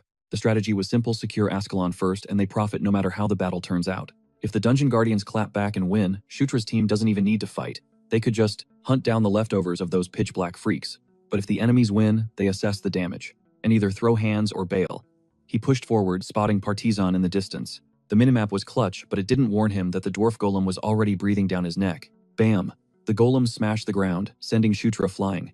It kept charging. Shutra tried to talk it out, but the golem answered with another lethal attack. The machine waited for the dust to settle. It paused, confused, realizing nobody got squashed. Instead, something zoomed right past it. It was Shutra, surfing on his shield like a pro. Nice timing, GW, he shouted. Greenwind snapped back. Stop calling me that, but he argued that abbreviations are the meta these days. She screamed. She didn't care about trends. They were almost at the target. Shutra hopped off the shield. Standing right in front of it, the artifact was even more blindingly epic in person. The Dragon Slayer Spear Ascalon. He thought it was in the bag, but surprise, surprise. It wouldn't budge. It was insanely heavy. Desperate, he dumped every single unspent point into strength, and yanked it again, roaring at the top of his lungs. The dwarf golem froze, alarmed by what this human was doing. Shutra screamed, putting his entire soul into the pull, and finally pop. He ripped it out. Instantly, a golden beam pierced the sky. It blinded the dark monsters, while Felicia and the squad stood there, jaws on the floor. Even the viewers on the screens were losing their minds. Nobody noticed the hooded figure lurking in the shadows. Ascalon wasn't just a weapon, it was the masterpiece of the Dragon Slayer series. This was the gigantic lance that pierced the heart of the Black Dragon partisan. It was fueled by the grudge, determination, and pure rage of every dwarf who lived in the Thunderdoom fortress. Shutra was hyping himself up on the win, but then the ground shook. The hooded figure activated his powers, forcing the dragon under his command. Black Dragon partisan roared back from the dead. An undead dragon just joined the lobby. Shutra couldn't process this. Partisan died hundreds of years ago. How is he moving? He spotted the hooded man and wondered who the hell that was. Suddenly, gravity kicked in as the dragon took flight, charging energy in its maw. Shutra realized it was that nasty purple death energy. Partisan unleashed a nuke-level attack, wiping out the pitch-black creatures and cracking the earth itself. Shutra deployed White Suri just to survive the blast. Chaos everywhere. He couldn't wrap his head around why Partisan was spewing purple death energy. He flinched when he saw the dwarf golem rushing him. But unexpectedly, the tank ignored him completely. Its target was Partisan. Smash. It hit the dragon with its hammer. Shutra was bewildered. Why are the bosses fighting each other? Felicia, Carrick, and Karma rushed to Shutra's side. She screamed over the noise. I thought that dragon was dead. What is happening? Shutra clocked it immediately. Someone revived Partisan with dark sorcery. She asked who and why, but he was clueless. The only thing Shutra knew for sure was that it was the same purple death energy they dealt with back on the Angle Plains. No time to chill. They had to speedrun this kill before the dragon reached full power. Felicia sensed the mana was glitching out, but she had zero idea how to take down a beast that size. Shutra locked in. It's a zombie dragon, he explained. There has to be a core controlling the mana flow. We smash that core, we win. Shutra didn't even get to finish his warning. The dragon's maw glowed, charging a nuke. This was bad. Incoming dragon breath move, he screamed. The beam that erupted wasn't just an attack, it was a force of nature. It vaporized everything in its path, punching a clean hole through layer after layer of the fortress walls. Even the floor melted into slag. Carrick, Felicia, and Shutra stared at the devastation, realizing they were inches away from being ash. Carrick's jaw dropped. He looked at Shutra like, bro, you called that incomplete. My bad, Shutra grimaced, realizing he totally underestimated the beast. This situation just went from bad to nightmare fuel. Every second they wasted, the monster grew stronger. Shutra's mind raced desperately, looking for a winning play. How do you kill a walking apocalypse? Suddenly, Ascalon responded. Blinding golden runes swirled around the blade. The light engulfed the dragon and fused the weapon to Shutra's arm, morphing his right hand into a massive spinning drill. Everyone stared at the transformation, but Shutra didn't waste time. Felicia, draw aggro, I need an opening. He knew this form was the finisher. Boom. Multiple fireballs smashed into the dragon's face, snapping its attention away. Felicia didn't let up, raining down a hellstorm of magic. The dragon roared, absolutely furious at the pest. Shutra shadowed behind the beast, vibrating with Ascalon's will. One hit. That's all he needed to end this raid. He lunged for the kill, but the dragon was smarter. A massive tail whipped around out of nowhere. Smack Shutra flew across the room like a ragdoll. As his team scrambled to help, he gritted his teeth, regretting his reckless charge. The dragon didn't wait, stomping the ground and sending a shockwave straight at him. Shutra braced for impact, but the pain never came. He peeled his eyes open to see the dwarf golem catching the dragon's claws mid-strike. The metal giant shoved the beast back, gripped its warhammer, and swung for the fences. Crackling lightning exploded from the hammer, electrocuting the dragon. Partisan shrieked and charged up another breath attack in retaliation. The golem held the line, trading blows, while green wind floated over to Shutra. Master status report. Felicia slid in, casting heals while chewing him out. I can end this, Shutra insisted, wincing as his HP restored. Yeah, look where that got you, she snapped. She wanted to retreat. This boss was clearly out of their league, but Shutra wasn't hearing it. Battered and bruised, he still saw a path to victory. Stop playing hero, she yelled. Shutra nodded. I know. I rushed it. I messed up. But we're past the point of no return. I need you, Felicia. One more time. I won't miss. Before she could argue, he was already moving, diving back into the fray. He jumped on his shield, surfing through the chaos to circle the dragon and stay in its blind spot. Green wind synced up with him. Meanwhile, Partisan shattered the golem's arm and opened its maw for another blast. The golem took the full force of the beam, disintegrating instantly, but its sacrifice bought them a split second. Felicia detonated a massive firestorm. Through the flames, the dragon spotted a blur zipping past. Shutra became a streak of light striking from every angle, circling faster and faster to build up kinetic energy. Partisan, totally done with this, charged another breath. Now green wind signaled. While the dragon stared up at a decoy, Shutra activated dragon blood and surged from below. He came up from the blind spot. No rushing this time. He had one shot to make this count. The dragon looked down too late. Channeling an old technique from Tiny Spark, Shutra unleashed everything. Boom! A violent pillar of energy erupted upwards, drilling straight through the dragon's torso. The beast shrieked as its insides were liquefied. The force shattered the monster from the inside out.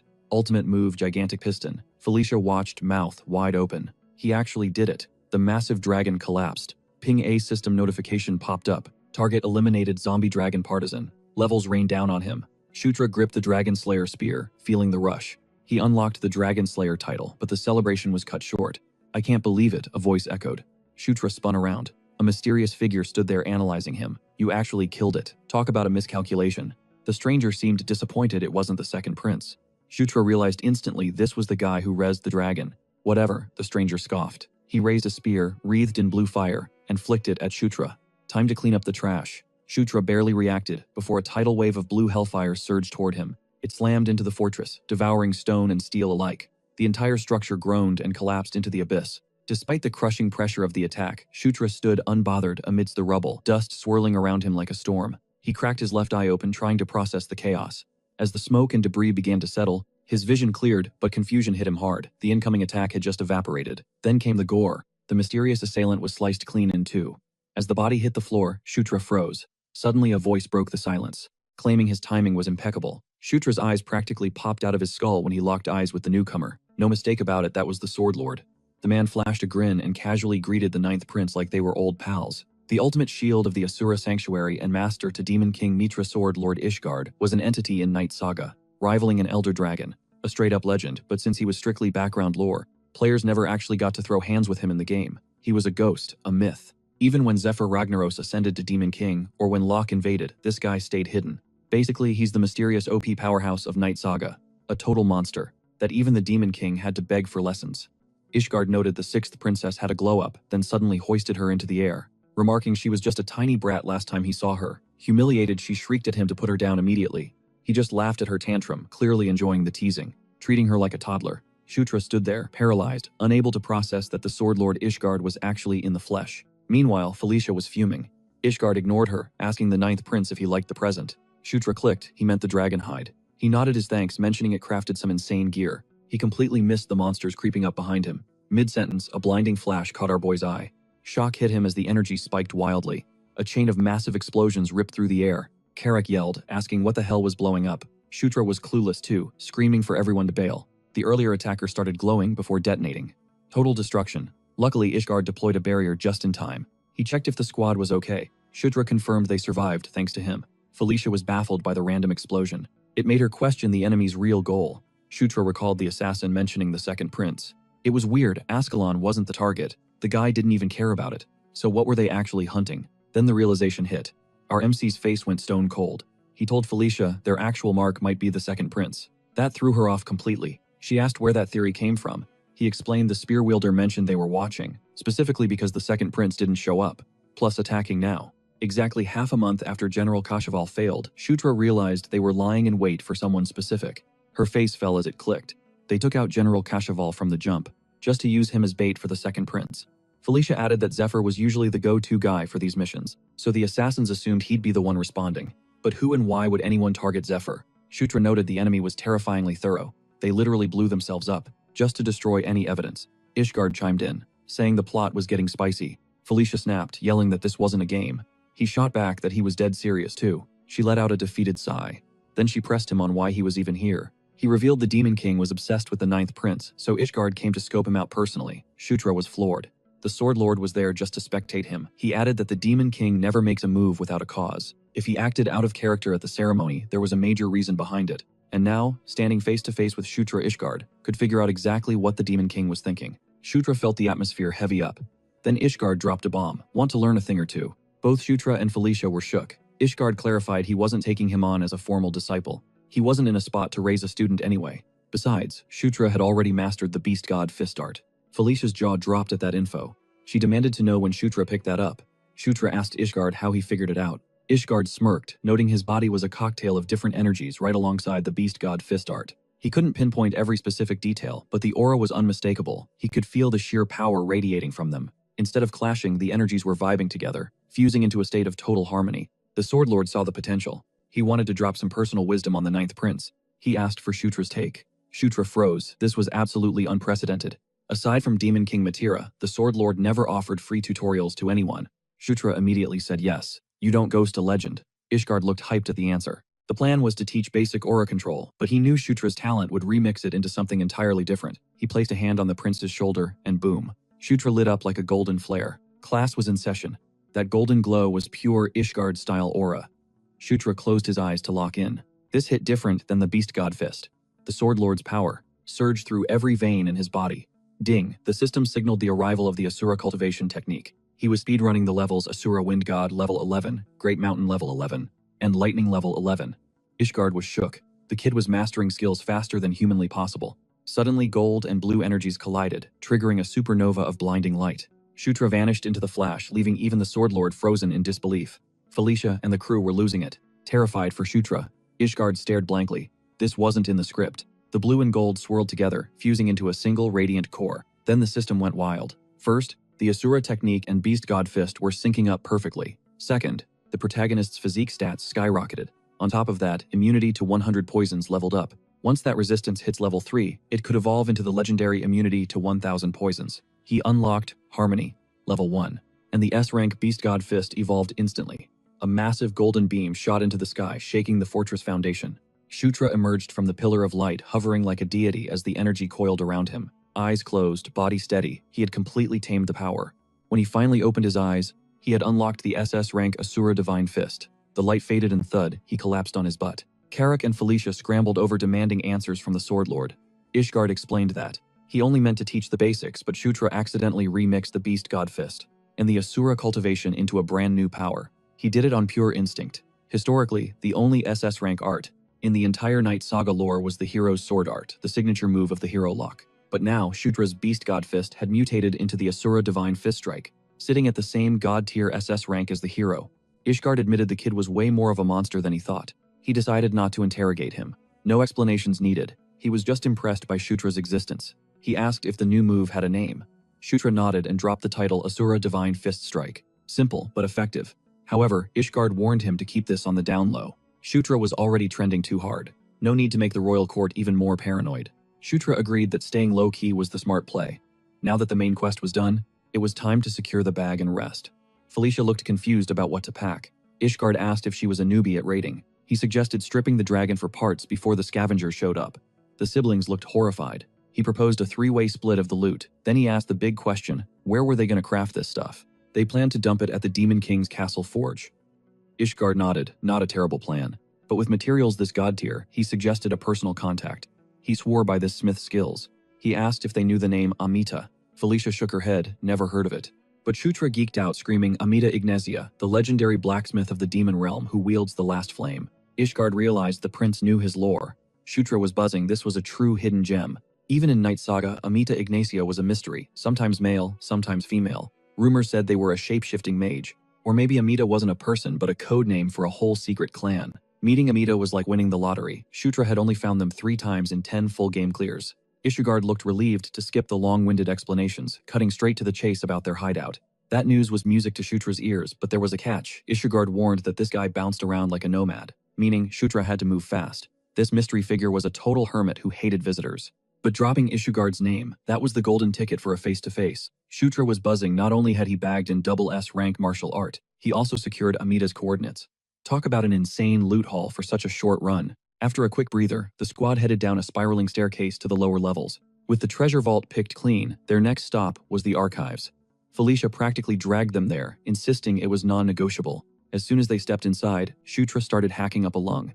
The place was a dust trap. Felicia shot him a look teasingly, asking if his legendary curiosity was really getting defeated by a little dirt. Carrick scoffed, pointing out that the 9th prince didn't give a damn about dwarven culture to begin with. Inside the main chamber, Felicia was in heaven. Her eyes literally sparkled as she shoved a book toward Delia, the dark-haired elf. She was geeking out over how pristine the records were, praising the dwarves' obsession with detail. Shutra just watched her live her best life. While Delia hauled stacks of books and Carrick passed out cold on the floor, Shutra wandered off. Wondering just how ancient this place was, he spotted records carved into stone tablets. Suddenly, one of them clattered to the ground. He scooped it up and froze. The carving depicted a group led by a mysterious woman standing before a gathering of dragons. It triggered instant déjà vu. That was definitely Enkidu, flanked by the 6 elder dragons. His eyes shifted to the other side. He knew that woman. She was the entity who commanded him to conquer. the one who promised the world would kneel. A chill ran down his spine. It was Conquest herself. But why was she in a 1,000-year-old carving? The timeline didn't add up. This artifact was ancient, yet there she was, one of 4 figures facing down 6 legendary beasts. What the hell kind of connection brought that specific group together? Suddenly, green wind popped into view, hanging upside down right in his face.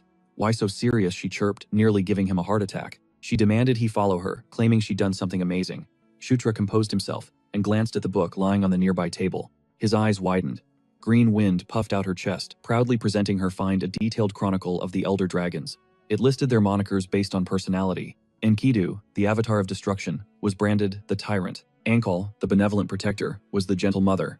Quinn, the intellectual, was the sage. Then there was Kelton the warrior. But here was the twist. Despite his fiery intensity, his nature was closer to ice. A cold flame. A silent killer who kept his blade sheathed until the absolute last second. But the moment he drew steel, he'd burn the entire world to ash. Shutra noticed the bulk of the text focused on Kelton Legend's feats, and most importantly, the coordinates of his lair. One detail on the map popped out, a mark right over the Lake of the Sunday. Who would have guessed a fire dragon hid under a lake? No wonder the veteran hunters never found him. Green Wind started fidgeting, waiting for her praise, but Shutra's brain was working overtime connecting the dots. The lair was right next to Amita's hideout near the spider forest, exactly where the Sword Lord sent them. Plus, it bordered the lycanthrope region. He could swoop in, grab Amita, and check on Caitlin and Chris all in one trip. Perfection. He finally gave Green Wind a solid head pat and told her she did a killer job, leaving her beaming. The roadmap was set. Secure Amita, then snag Elder Dragon Kelton's legendary armament. This next trip was shaping up to be a total jackpot. After wrapping up, the crew camped out at the Thunderdoom Fortress for 4 days. Felicia's stamina was terrifying. Shutra was stunned right up until the moment they packed to leave. She hadn't shown a single ounce of fatigue, burying herself in the archives. Shutra had joined her for most of it, scouring the shelves for more dirt on the Elder Dragons. Unfortunately, the intel was dry.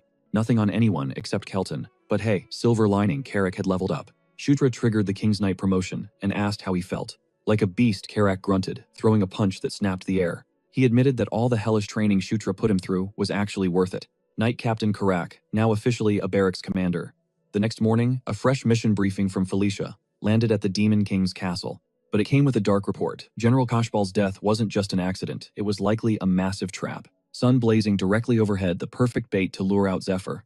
Shutra was locked, loaded, and ready to bounce. But Felicia slammed the brakes. She insisted on scoping out the area a bit longer before they dipped. She had major FOMO about what she hadn't explored yet. Shutra shut that down hard. Sword Lord's orders were clear. Find Amita fast or she's ghost. With zero time to waste, he basically ushered her into the carriage. Once the whole squad was on board, he signaled Carrick, who was riding shotgun as the driver, to hit the gas. Wheels rolling. Shutra glanced back at the road, fading behind them, realizing just how many times they'd brushed with death.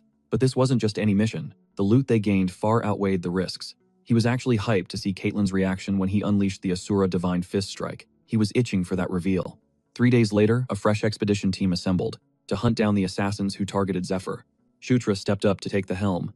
Meanwhile, Zephyr hit the archives. Inside, he spotted that ancient stone tablet Shutra had snagged earlier. He clocked the symbol for famine instantly. Death was chilling there too, alongside war, but the woman leading them was a total mystery. This was the figure Shutra identified as Conquest. Cut to a magma chamber, where a dragon came face to face with a woman. The dragon gave the green light to begin. He addressed her as the Knight of Conquest. This was the exact same warrior from our MC's nightmare. If y'all recall that flashback. He fired an arrow, but only a pathetic spark fizzled out, pulled a U-turn, and scorched him. Carrick was baffled. He'd never seen a training regimen that brutal in his entire life. He was terrified. Shutra was destroying his own physique. Felicia dropped the plot twist though. He's actually Gucci. Shutra self-regenerated the burn. His fire arrow stats, heal ability, and mana control proficiency had all leveled up. Shutra was gasping for air, but his eyes were manic with excitement. One more rep. Carrick muttered that this kid was a freak of nature. But since the magic gains were undeniable, Felicia suggested letting him cook for now. They embraced the grind at night and traveled by day, aiming for the spider forest, the hideout of Amita Ignazia.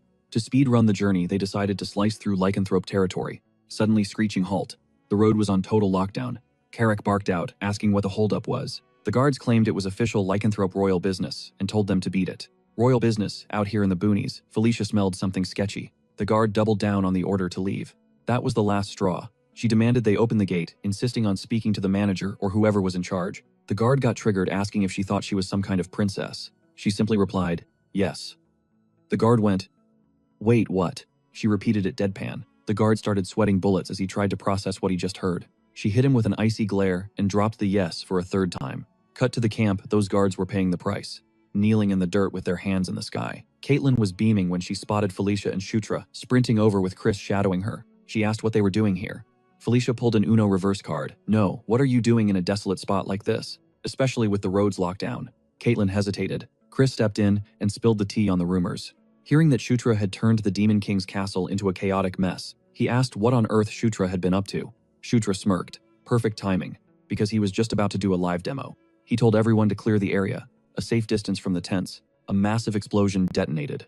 Shutra and Caitlin were sparring, and neither was holding back, dead serious. Shutra channeled raw power into his fist. When they collided, the shockwave was seismic, the ground shattered, and the surrounding trees were reduced to splinters. Caitlin instantly sensed this wasn't the standard Beast God Fist art. She demanded to know what that move was. He revealed it, the Asura Divine Fist Strike. Felicia explained the lore. It's a hybrid technique fusing the Beast God Fist with the Asura cultivation that the Sword Lord personally taught him. Chris was floored by the fusion and the fact the Sword Lord was his tutor. Why would he teach him?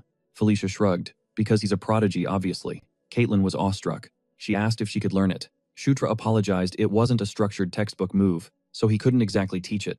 It's a lost art that even the original creator couldn't pass down. Chris commented that Shutra's existence was absurd. Shutra took it as a compliment. But deep down, Chris was terrified by that growth rate. If he didn't want to get left in the dust, he'd have to train like a maniac. With the power showcase complete, it was time to get down to business. They ducked inside the tent to talk strategy. Chris dropped a disclaimer heavy enough to crush the mood. Everything from this point on was strictly classified top-secret intel. The shift in his vibe was so intense that Felicia immediately knew this wasn't just small talk. He dropped the bomb a prisoner from the Grey Tower's basement level had broken out. Shutra's gut tightened.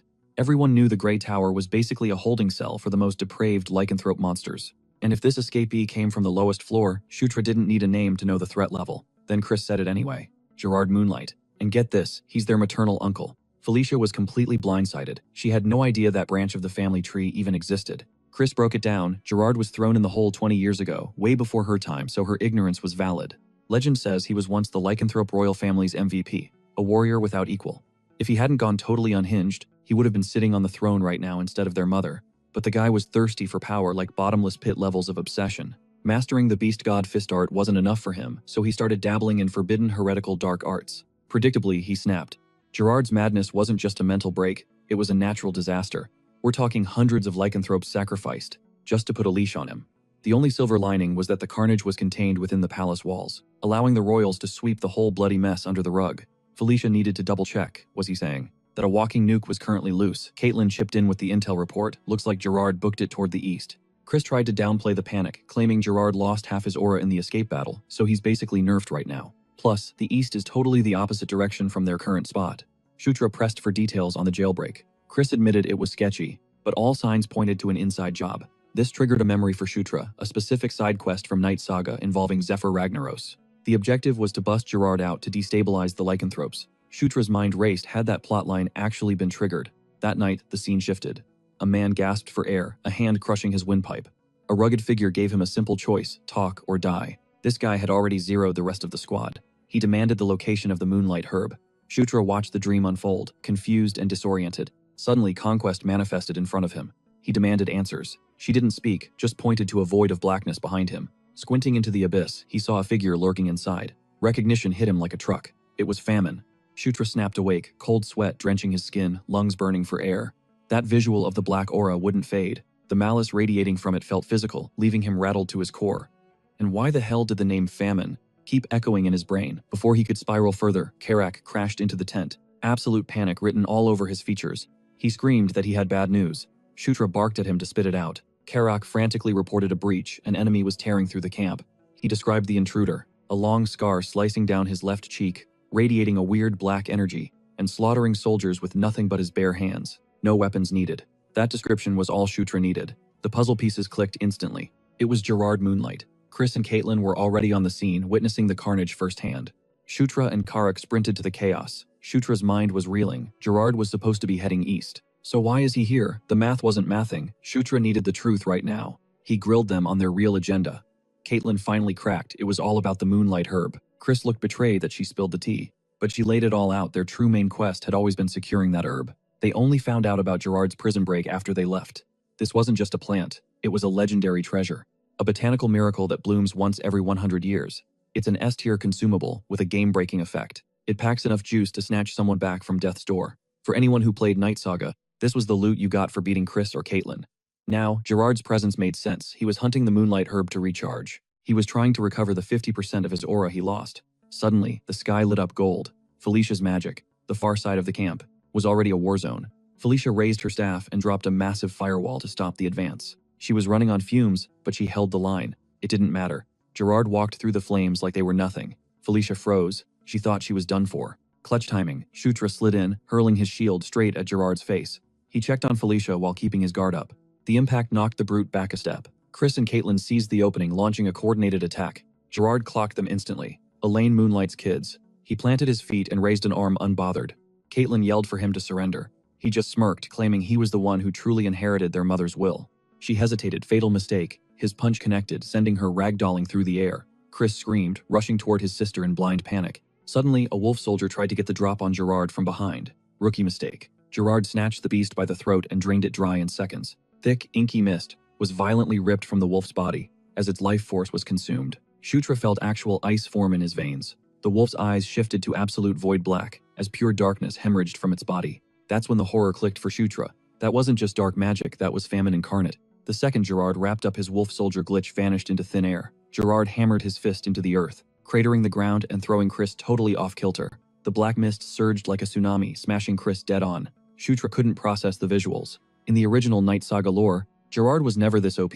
After rotting in prison that long, his stats should have been trash. Gerard caught Shutra spacing out and sneered, "You got guts, kid." Then he snatched Shutra up by the throat. Shutra thrashed, burning every ounce of stamina to break the chokehold.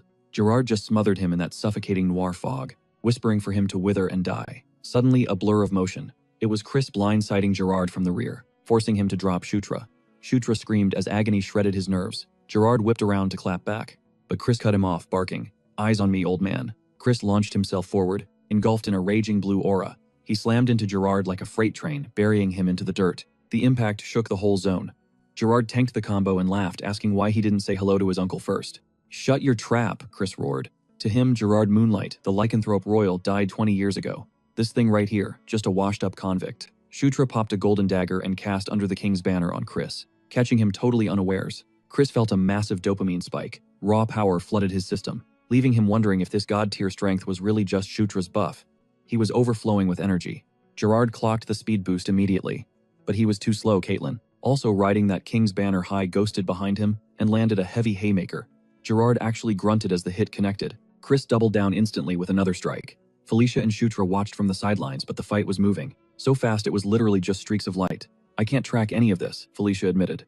"What's the play?" "We're winning," Shutra said, cool as ice. The twins were syncing perfectly, forcing Gerard to turtle up behind his forearms. Gerard finally admitted it. These kids were definitely Elaine's spawn. Realizing that, he decided to quit holding back. Full release, wolf mode activated. With claws the size of dinner plates, he palmed Caitlyn's head. He weaved past Chris's hook while dragging her along, and slammed her skull into the earth. Chris went pale. Caitlyn was in critical condition. Snapping, Chris swore to end him. Gerard just backhanded him aside like a fly. The blow launched Chris through a line of trees. Before he skidded to a halt, Gerard pounced instantly. The white Suri shield flared to life, brilliant and blinding. Shutra tanked the hit with the shield, then yelled, "Carrick, King's Knights, assemble." Gerard pivoted and caught Carrick's axe mid-swing. Shutra charged his fist, compressing golden mana tight, locking in on the target. Then he dropped the hammer, gigantic piston. Gerard ate the damage and fired back with the Beast God's secret art Wild Wolf Fist. The impact yeeted Shutra across the clearing. The shockwave nearly knocked Carrick over. Panic set in as he checked on the prince. Gerard's aura settled down. He smirked, looking impressed. He didn't think Shutra would get back up. After eating a Wild Wolf Fist, Shutra hacked up, blood swaying. Gerard stepped in, murder in his eyes. But Shutra held his ground. "My turn." He unleashed the exact same move. Beast God Fist, secret art. Gerard froze, stunned. The copycat strike hit him dead center. Shutra saw the pop-up. Skill acquired, Beast God Fist, Wild Wolf style. Time to feed Gerard a taste of his own medicine. Gerard groaned, reeling. How did this punk know the Wolf Fist? Shutra cocked his arm back again. Round 2, Fist of Explosion. The heat was so intense, Gerard snarled, countering instantly. Shutra got blown back again. He clicked his tongue. Damn, he was aiming to blow the guy's head clean off. Gerard spewed out a massive wave of black fog. It locked onto Shutra like a homing missile. Shutra summoned the White Suri. Milliseconds before the mist nuked the area. What the actual hell was all he could think. When the smoke cleared, Gerard had ghosted. Did he bail? A system ping confirmed a level up. Shutra exhaled, shaky but alive. Threat neutralized for now. He asked Felicia about Caitlyn. Felicia's face was grim. It's bad. Like really bad. The damage is too deep. I don't think magic is going to fix this. Shutra suddenly buckled, fingers clawing at his chest as a guttural groan escaped his lips. Felicia was there in a heartbeat, panic flashing in her eyes. But even as agony shredded his insides, his mind was locked on Caitlin. Sure, her skin looked flawless now, but beneath the surface, her internal organs were absolutely decimated. She had likely burned through her life force by overdrawing her aura. Seeing Shutra deteriorate by the second, Felicia demanded to know what was happening. He waved her off, gasping that he would be fine after a nap, and barked at her to prioritize saving Caitlin instead. Chris materialized, shoving an ornate box toward Felicia with orders to use it on both of them immediately.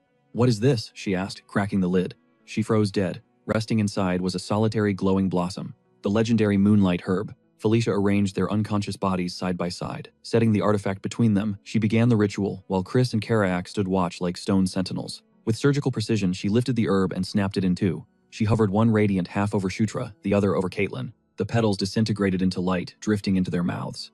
Caitlin began to shine with a brilliant aura, but Felicia's brow furrowed. Confusion exploded into terror as Shutra actually started floating off the bed. Chris's jaw hit the floor. He had never seen a reaction like this. Then the old myths flooded back. The legend of the primordial Wolf King. Ages ago, that king united the fractured lycanthrope tribes into one mighty empire. But peace did not last. A red dragon named Castion descended on their lands. For 7 days and nights they clashed until the Wolf King finally tore the beast down and claimed victory. But the cost was absolute. His pack, his family, everything was wiped out, and death was knocking at his door. In that final desperate moment, he stumbled upon a pristine white flower. On pure instinct, he devoured it.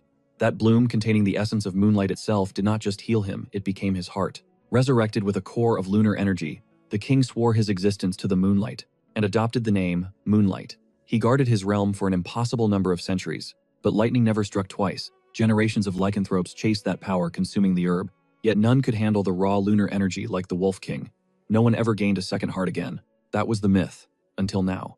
That ancient legend was manifesting right in front of Chris's face. And crazily enough, it was happening to Shutra, someone not even of their bloodline. His chest erupted with blinding light, sending a massive beam piercing into the night sky. Ding, the system flagged a protagonist setting adjustment boosting, the enchanted encounter trait. His protagonist physiology was forcing his body to absorb the moonlight herb perfectly. He now rocked 2 hearts, double the potential, double the power. Finally, Shutra's eyelids fluttered open, greeted by golden sunlight. Then he felt a presence, Caitlin, sleeping right next to him. He bolted upright, face burning red. Disoriented, he looked around fancy decor, royal vibes. Before he could process, a sharp knock echoed from the door. Troops marched in, flanking a woman with an overwhelming aura. "Sleep well?" she asked, voice smooth but commanding. She called him out, 9th Prince Shutra Ignis. It clicked immediately. He had seen that face 1,000 times in-game. Elaine Moonlight, the 4th Queen, ruler of the lycanthropes, and more importantly, Chris and Caitlin's actual mom. "My children are alive because of you," she stated, asking how she could possibly settle the score. Shutra kept it humble, insisting it was just the right thing to do. "Don't sell yourself short," she countered. "You earned this." He nodded his thanks, but then the vibe shifted. Dropping the pleasantries, she locked eyes with him and went for the jugular. She asked if he planned to become the Demon King. Shutra blinked, totally thrown. She read his expression instantly. The idea hadn't even existed in his brain. Considering he was a powerless prince yesterday, it made sense. "The board has changed," she warned. "You need to start thinking like a player." She told him to calculate every move from here on out, to weigh his options, to play to win. Ask yourself what benefits you. Later, Greenwind dropped the bomb. He had been out cold for 4 days. "I never left your side," she added, like it was no big deal. Shutra pressed for details. Turns out they were crashing in a high-security villa, reserved for lycanthrope royalty. And the shared bed, calculated. It was to sync their energies and turbocharge the healing process for both of them. "Excuse me," Shutra asked. Greenwind tilted her head. "You really don't remember taking the moonlight herb?" Shutra froze. He ate it. He checked his status window, confirmed. And there it was. A sensation he had never felt before. A foreign power humming over his own aura. It was undeniable. A second heart had formed inside him. "Chris told me everything," Greenwind whispered. The proximity was the trigger. The closer they got, the more his internal engine roared to life. He reached out, grabbing Caitlin's hand to test the theory. And the confirmation was instant. Pure, raw energy electrified his veins. It was a rush so intense it almost knocked the wind out of him. Greenwind dropped the lore that Moonlight Herb had synced their souls. They were tethered now. Later, the mood in the hallway turned heavy. Shutra got the sitrep. Gerard was officially MIA. Chris didn't sugarcoat it. The battlefield was a mess. During the hunt, they found pieces of Gerard. Legs here, a chunk of torso there. Gruesome stuff. But Chris wasn't calling off the dogs until he saw a corpse with his own eyes. Shutra nodded, better safe than sorry with a monster like that. Then Chris pivoted to the real topic. Mentioning the offer his mother put on the table, Shutra didn't need a diagram to connect the dots. They were talking about the endgame, the Demon King's throne. Chris kept it real. He was strong, sure, but he wasn't top tier. At best, he was scraping by at Sylvan's level. 10 years of grinding and he still couldn't touch the first prince by call. The skill gap was just too wide. And the second prince, that guy was a literal anomaly, a monster in human skin. Comparing them was a waste of breath, but Chris saw something else in Shutra. He was betting on the dark horse to gap all of them and snatch the crown. Shutra was visibly shook.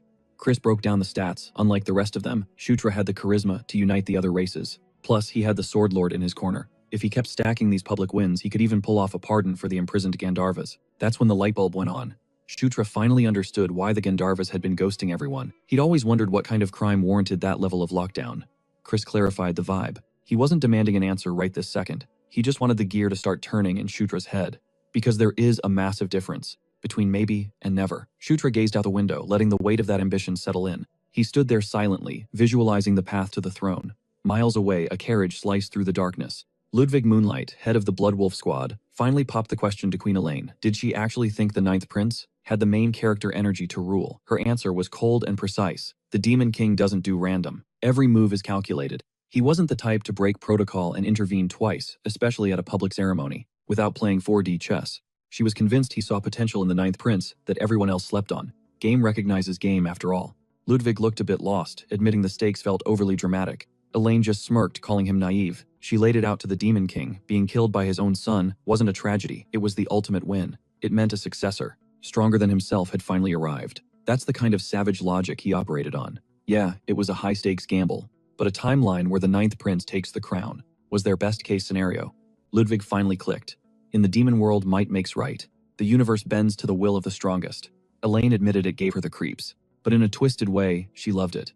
Back in the wild, the wolf pack kept the pressure on. Gerard was wrecked. He couldn't have gone far. Suddenly, a scout signaled target acquired. They found him, but a voice whispered in Gerard's ear, taunting him that he'd had enough time to process his failure. A shadowy silhouette loomed, asking if he was ready to make a deal. Gerard slammed his hand into the dirt. Boom, black mist exploded outward, washing over the charging wolves and draining them dry like husks. Just like that, he one-shotted the entire squad, cornered and desperate. He took the bait. The mysterious figure grinned, rows of sharp teeth glinting in the dark. It announced that the sequel was starting, time to rewrite the ending. A few days later, Caitlin finally snapped out of her coma. With the crisis managed, Chris headed back to HQ. No rest for the wicked, though the next day they rolled out to Spider Forest to find Amita. Their guide was Robin. He warned them that once they hit the twin bridges, the mounts were useless, they'd be on foot. Robin was a boar lycanthrope Chris had vouched for earlier. Shutra grilled him on the terrain, asking if he knew the lay of the land. Robin shrugged, saying he'd been there once. About 6 months ago. He described it as chill, quiet, peaceful. So peaceful, in fact, that it was empty. No beasts, no monsters. But to Shutra, that kind of silence was a massive red flag. It felt unnatural. After everything they'd been through, when they breached the tree line, the reality hit them bones. Everywhere. Robin panicked. What the hell happened here? Shutra didn't even blink. He knew peaceful was a lie. The only question was, what kind of nightmare boss was waiting for them this time? The squad fanned out, weapons ready. The squad stood back to back, weapons drawn, eyes locked on the shadows. The terrain was a graveyard, snap-kicked branches, and bleached bones littering the dirt. Green Wind tried to lock onto the Forest Guardian's signal, but the connection was static, barely a faint pulse. The local spirits were freaking out. Whatever ruled these woods was on death's door. Shutra turned to Rowan, needing answers. Is there actually a guardian here? Rowan nodded, digging up some ancient lore about a colossus, a massive spider, that nested dead center in the forest. Shutra processed the intel, then barked an order to Karma. Warn the lycanthropes. Now.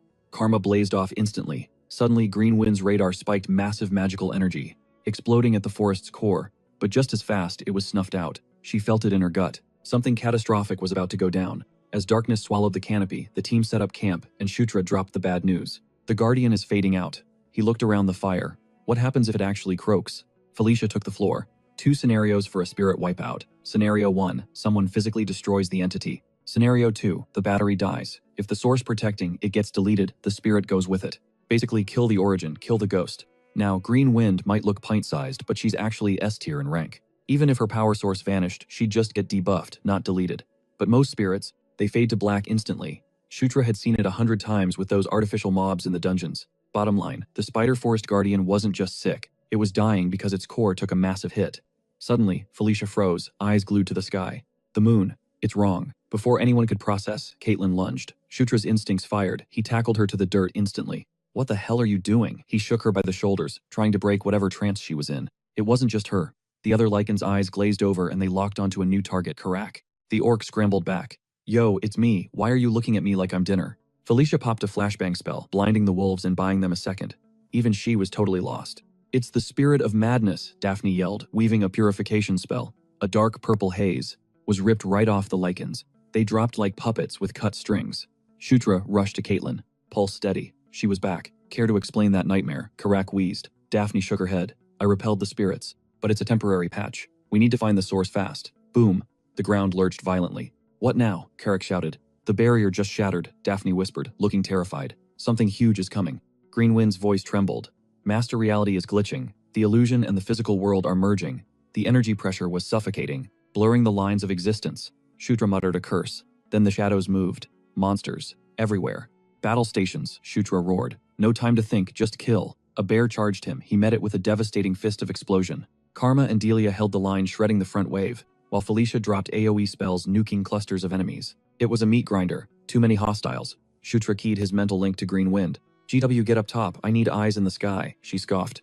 My name is not GW. But she obeyed, rocketing skyward. She was a streak of emerald light cutting through the dark, right as a massive pillar of blue energy erupted from the earth. Green meets blue lighting up the clouds. And there, bathed in the light, a titan. Greenwind froze. It was colossal. The earth quaked with its steps. Shutra gritted his teeth. What level of boss fight is this? Captain Moore, incoming, Carrick yelled. But then, silence. The horde just turned tail and ran. The team stood there, bloodied and confused, but hey, they weren't complaining. Shutra's senses flared. Show yourself, Twak. Something beamed Carrick right in the forehead. As the object rolled to a stop, Shutra blinked. A raccoon. The trash panda stood up on two legs and cleared its throat. Do you have eyes? It snapped, looking insulted. Can you not bask in my magnificence, Daphne? Shutra and Carrick just stood there, mouths wide open. The raccoon puffed up its chest. I am Amita, the legendary artisan guarding